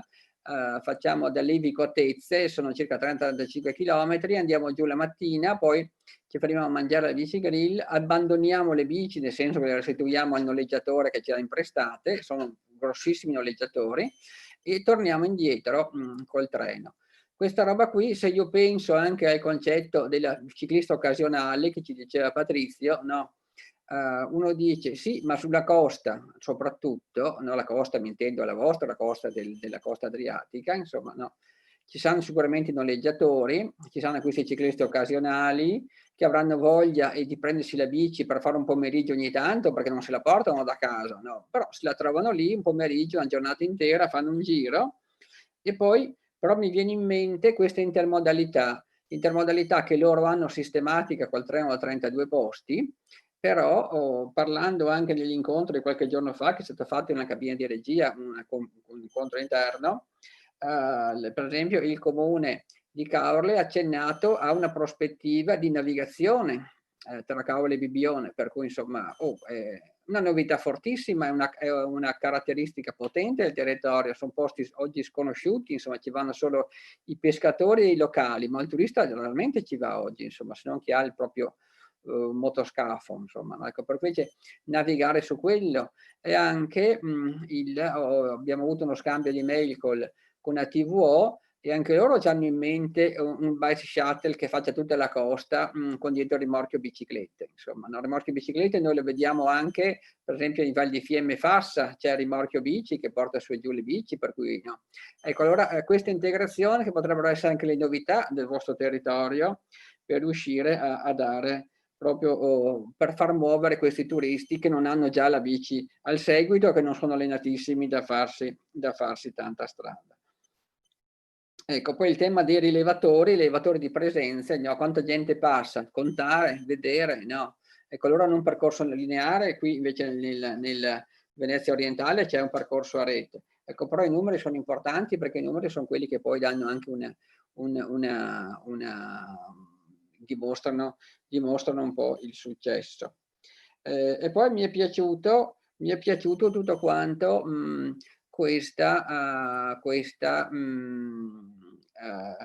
approccio fondamentale come prima destinazione certificata del turismo sostenibile, no? Ecco, questa è una cosa molto importante, molto bella. Mi pare che è stata fatta con Etifor, chiedo conferma forse, che è Esatto. Etifor è uno spin-off, come diceva a Patrizio, dell'Università di Padova. Noi conosciamo personalmente Diego Gallo, ma forse anche molti di voi l'hanno conosciuto, fa parte di questo raggruppamento per cui questo centro di ricerca proprio ed è una cosa bella perché appunto raccoglie una secca di dati non solo sugli operatori, ma anche sulle valenze territoriali, no? Ecco, mi viene da pensare che in parallelo a questo vostro percorso dei 22 comuni che quest'anno è orientato al tema della mobilità sostenibile, c'è anche in parallelo l'altro percorso che fa parte del PAES, no? Per cui questa cosa, un territorio attento all'energia, attento alla sostenibilità e così via, insomma, sono tutta una serie di questioni che si possono incontrare, ma soprattutto se si incontrano nella testa delle persone, no? E per incontrarsi nella testa delle persone è indispensabile questa formazione capillare, per cui la formazione specifica al proprietario dell'albergo che deve fare le sue scelte imprenditoriali, metterci i soldi, cambiare, organizzare il parcheggio bici nel sotterraneo, fare tutte queste robe, ma anche per chi c'è a reception dell'albergo, deve avere una formazione diversa naturalmente, no? Ecco, e così via anche tutto quante le formazioni per gli accompagnatori, però questa roba, quella che più mi è piaciuta e che mi piace ripetere sul essere ambasciatore del proprio territorio. Eccoci, insomma, io vi ho cercato di riassumere, di dinamicizzare un poco questo racconto, anche perché abbiamo ancora appunto 15 minuti e avrei piacere che qualcuno del pubblico potesse fare dei brevi interventi, così magari 3-4 minuti l'uno, o se 3-4 interventi ci stanno, insomma, ecco. Prego chi ha voglia di intervenire.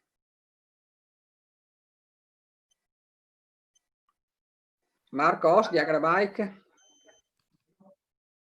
Eccomi qua, mi sentite? Sì, sì. Buongiorno a tutti, grazie ancora dell'invito da parte soprattutto del sindaco Andrea Cereser che ci ha sempre sostenuti. Io non so se riesco a essere sintetico, ci provo perché i temi sono tantissimi e le esperienze fatte anche con il nostro gruppo di operatori sono sostanziali in tutti questi anni. Rivedo con piacere anche Patrizio Andreatta che io da buon trentino ho visto qualche anno fa quando siamo andati in un tour per capire bene come si era sviluppato il progetto della Valsugana, e non conosco Patrick Kofler ma conosco Helios e Eurac, e quindi mi fa piacere che siano loro anche qui presenti a raccontare la loro esperienza. Le due cose che sono emerse secondo me, che come albergatore insieme con altri soci cerchiamo di sviluppare un cicloturismo di qualità da 7 anni.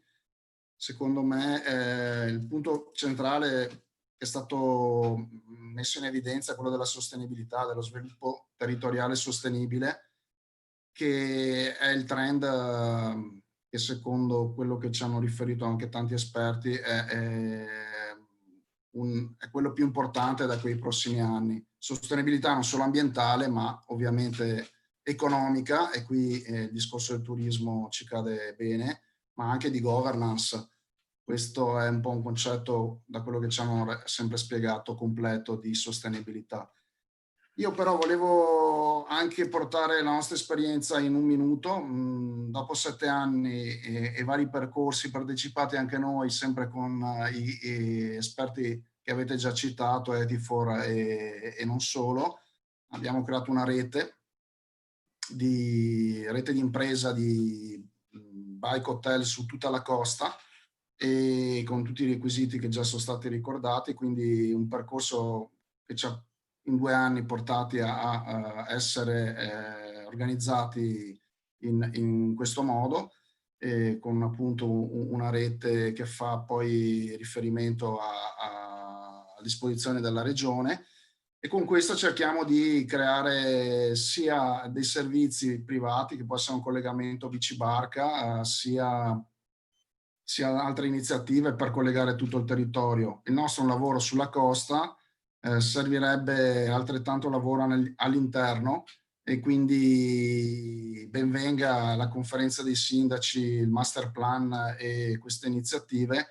Quello che io posso segnalare, così sintetizzando i tre incontri, è che ancora non c'è una cabina di regia efficace come può esserci con la DMO, non so, in Trentino, oppure l'IDM in Alto Adige, tra pubblico e privato. Quindi esiste l'OGD, esistono altre aggregazioni, gruppi che però a oggi ancora fanno fatica a entrare nel merito anche di specifici progetti come quello del turismo sostenibile della bicicletta.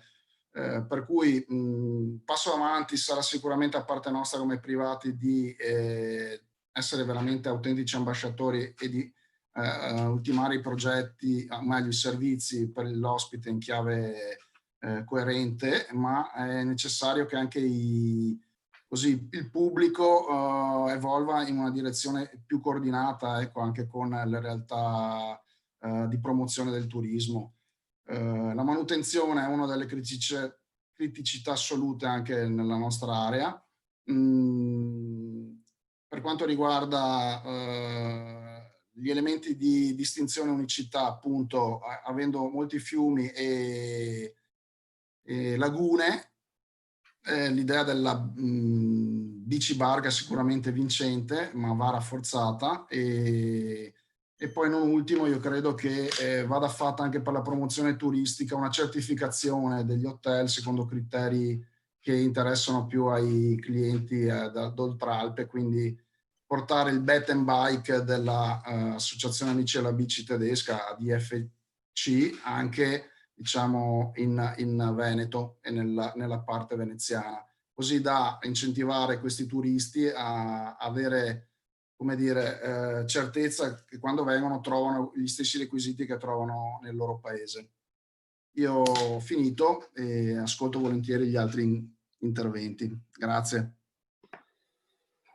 Grazie a lei, Marcos. Qualcun altro? Abbiamo ancora 12 minuti. Qualche comune? ATVO, ci vuol parlare delle sue prospettive? Sì, buongiorno, intervengo per conto di ATVO. Quindi ATVO sicuramente è molto attenta alla mobilità e alla sua interezza, anche quindi alla mobilità anche ciclabile, quindi gli obiettivi sono quelli nei prossimi anni di dotare gli autobus di appositi carrelli o comunque dei portapacchi posteriori dove poter caricare le biciclette. Attualmente abbiamo in essere un progetto pilota che è sulla direttrice Venezia-Cortina, dove è già possibile caricare queste bici, quindi permette di collegare queste località, trasportare la bici e quindi poi di legarsi nei percorsi che ci sono nel nostro territorio, nel litorale. Quindi l'attenzione c'è tutta nel fornire quindi questa alternativa e delle prosecuzioni su territori dove magari non ci sono ancora i tracciati ciclabili. E accogliamo con piacere queste iniziative perché sicuramente servono per fare rete, per fare squadra, per dotare questo nostro territorio di queste importanti infrastrutture.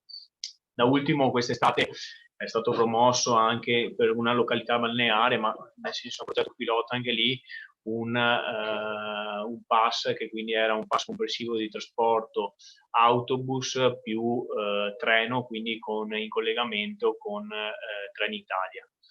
E quindi l'idea è sicuramente di ampliare e di mettere a disposizione di tutte le località un servizio di questo tipo. Poi da ultimo è stato individuato anche per San Michele un altro progetto pilota, però quello era con un carrello appositamente strutturato per trasportare, era un'iniziativa dei comuni, per trasportare praticamente gli utenti dai comuni dell'entroterra verso la spiaggia di Bibbione con delle bici, insomma. Quindi noi sicuramente abbiamo l'intenzione di ampliare questi servizi. Grazie. Grazie mille. È sempre la solita domanda se è meglio che prima nasca l'uovo o la gallina, cioè la contemporaneità, no? Riuscire a far scattare le cose che a un certo momento scattino assieme. Allora, se scattano assieme la cosa ha più successo, se invece scattano in forma dilazionata invece magari non si riesce a comunicarli bene. Però sono prospettive molto interessanti perché consentono proprio questa mobilità molto più dinamica, no? Mobilità sostenibile è quella che usa molti mezzi. Esco di casa a piedi, vado a fare una passeggiata, vedo che c'è il noleggio bici, ci penso a una bella giornata, la prendo, faccio 40 km, a un certo punto però l'ho noleggiata, la posso lasciare là in fondo a 40 km e torno con l'autobus. Torno con l'autobus o lasciando la bici là in fondo, oppure me la aggancio sull'autobus e torno indietro. No? E così la stessa cosa dei servizi barca. Grazie Luca Zerbini. Posso intervenire io, mi sente? Prego. Sono commesso di cavolo. Intanto faccio i complimenti ai rappresentanti, ai professori che hanno parlato prima. Credo che comunque ad essere in una provincia autonoma sia molto più vantaggioso che essere in una regione a statuto ordinario. E credo che noi per arrivare a quei risultati dovremmo lavorare 4 volte di più di quello che hanno lavorato loro. Abbiamo una serie di impedimenti di tipo burocratico, ma anche di coordinamento, che non sono da poco. Lo stesso passo barca che stiamo per avviare con Bibione, con la Caule, come l'ho detto, prevede tutta una serie di passaggi che non sono assolutamente comodi da fare.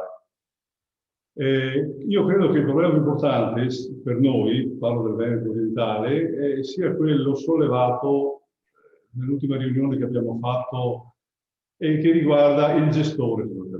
Noi abbiamo alcune possibilità, qui non lo può fare la DMO perché ne abbiamo 4, credo. Gli unici che rappresentano, che sono, come dire, sopra tutto il territorio, sono il Consorzio di Bonifica, credo Veritas, ma neanche per tutto il territorio, e la città metropolitana, credo per non tutto il territorio, neanche la città metropolitana, perché sconfiniamo anche, mi pare, nel Trevigiano.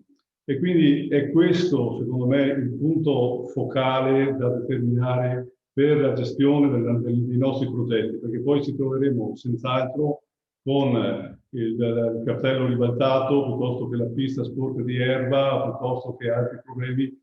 E quindi avere come diceva prima, dalla Valsugana, la possibilità di un unico gestore che fa tutte queste manutenzioni diventa poi qualitativamente determinante per la qualità e anche per la pubblicità di questo tipo di zone qua.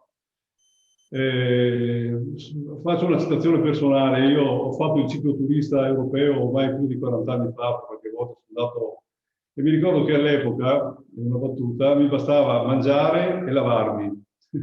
Adesso evidentemente il mondo, perché a Dublino non avevo salto pelo, adesso è cambiato tutto e quindi io personalmente non sono tanto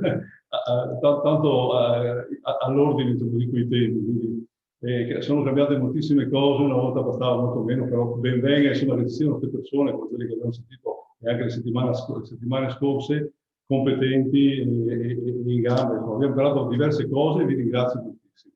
Grazie. Grazie a lei.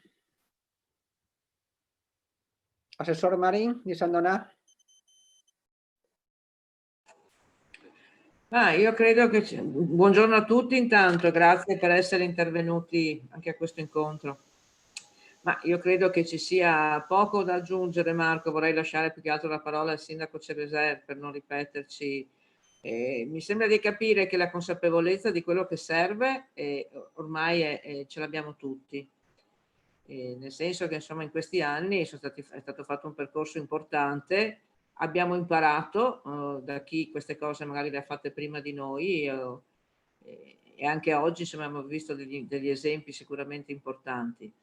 Io condivido un po' la riflessione che è stata fatta l'altro giorno, cioè oggi bisogna metterci insieme, darci secondo me un'organizzazione efficace per riuscire effettivamente poi a concretizzare tutte le cose che già ci sono, perché insomma non è che questo territorio sia un territorio privo di esperienze, però queste cose vanno messe in rete, vanno in qualche modo diciamo condivise, coordinate, e mi aggiungo insomma a quello che ha detto il vice sindaco di Caorle. Effettivamente qua serve una legge importante, in questo caso sulla mobilità, ma potrebbe essere proprio su tutta la promozione della Venezia orientale, di cui la mobilità sostenibile di fatto è un pezzo. Quindi io mi fermerei con questo, che può essere comunque l'ipotesi di lavoro per il futuro. Lascerei la parola al sindaco Cereser.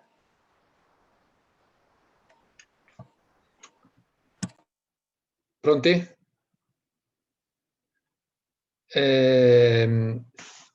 Non sento.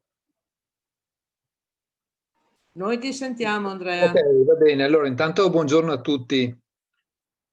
Allora, direi che mantenendo fede al nome del santo che portano sia Patrick sia Patrizio, diciamo ascoltarli è la dimostrazione di un pozzo senza fondo, perché immagino in poco più di mezz'ora riuscire a concentrare anni di esperienze, anche di buone pratiche che hanno prodotto dei risultati interessanti. Insomma, ci ha fatto capire che dietro c'è un grande lavoro oltre che una grande passione. Personalmente ho trovato moltissimi spunti di interesse, pur sapendo che un progetto che va bene in un luogo non immediatamente funziona da un'altra parte.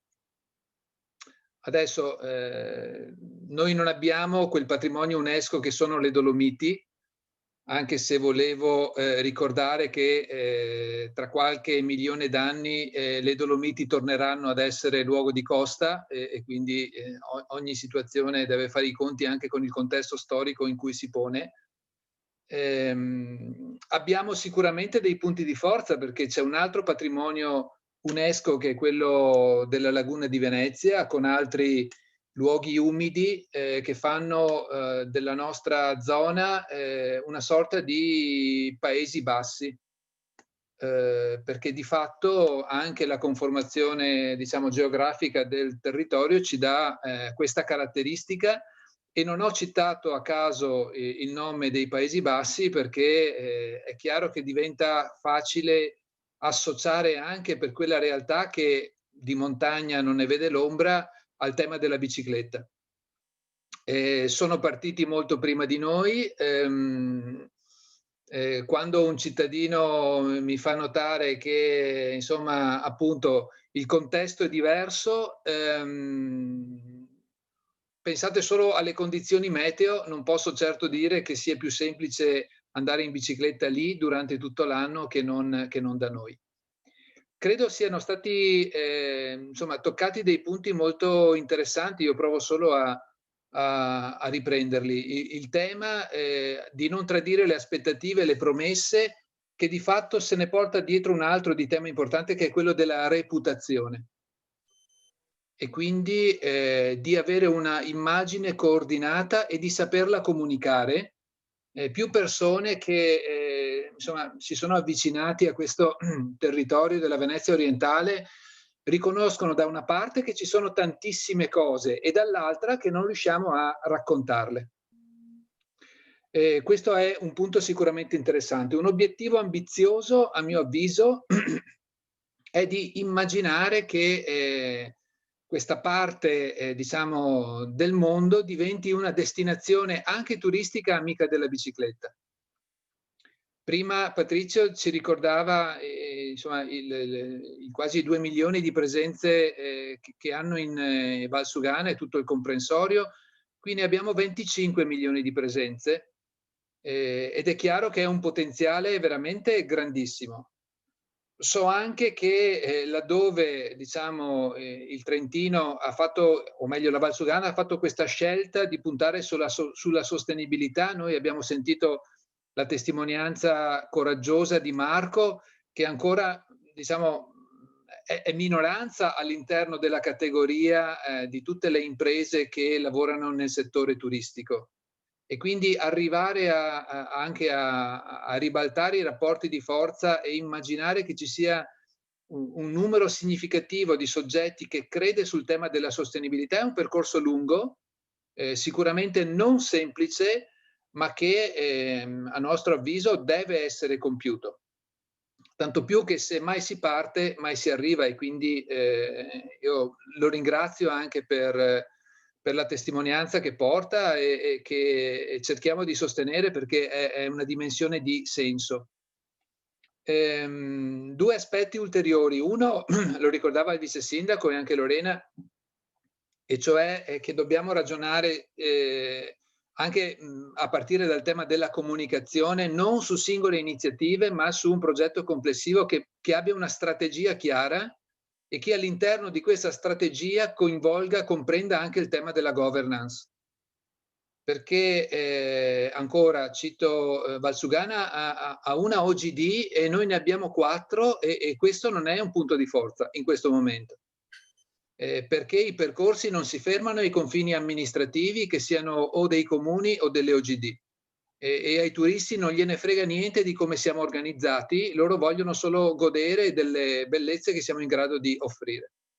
Quindi io credo che sia, soprattutto dopo gli sforzi fatti in questi 2 anni, cioè di dotarsi di un master plan, di avviare e rendere più matura la progettazione per avere insomma dei percorsi che abbiano un senso, una circolarità, eccetera, dobbiamo assolutamente affrontare questo tema di chi si occupa di cosa, compresa anche la manutenzione, che non è un tema banale perché facciamo 10.000 sforzi per arrivare a tagliare un nastro di un'opera che però, e qui torno sul tema della reputazione, se non viene mantenuta ci fa solamente male.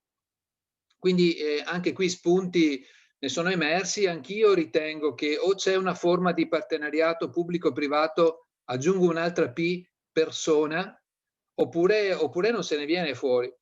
Questa ultima P, persona, un po' risponde a quello che è stato detto, cioè immaginare che gli operatori, ma soprattutto i cittadini, siano una sorta di ambasciatori. E qui chiudo l'intervento con un altro obiettivo che a mio avviso è assolutamente coerente con il tema della ciclabilità, perché dotarsi di un master plan della ciclabilità significa concentrarsi sul mezzo di trasporto.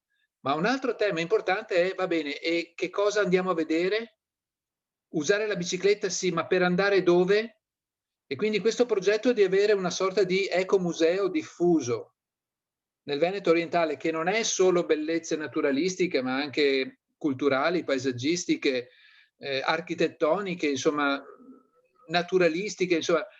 Ecco, l'idea di avere questo tipo di obiettivo, dove le popolazioni locali sono le persone che quando arriva il cicloturista e il cicloturista chiede ma cos'è quella cosa, sono in grado di dare risposta, è pure un obiettivo di senso, perché non è solo far diventare, diciamo, una sorta di cicerone il cittadino residente, ma anche di aumentare la sua consapevolezza per il luogo in cui vive, fino da diventarne orgoglioso e non veder l'ora di poterlo raccontare ad altri. E anche questo è un percorso che non basta un webinar, per quanto bello, e io devo dire quest'anno ne ho subiti molti, anche di prestigiosi, ma pochi efficaci come questo che si sta chiudendo, e per cui ringrazio chi ha avuto, insomma, il tempo e la voglia di progettare il percorso, e ringrazio anche tutti i relatori. Ecco, non è questione di pochi webinar, ma è questione di pure un percorso che parte adesso, e chissà se poi saremo noi a vederne i frutti. Quindi per tutte queste suggestioni, insomma, io credo che, come mi piace dire, non si arriva se non per ripartire.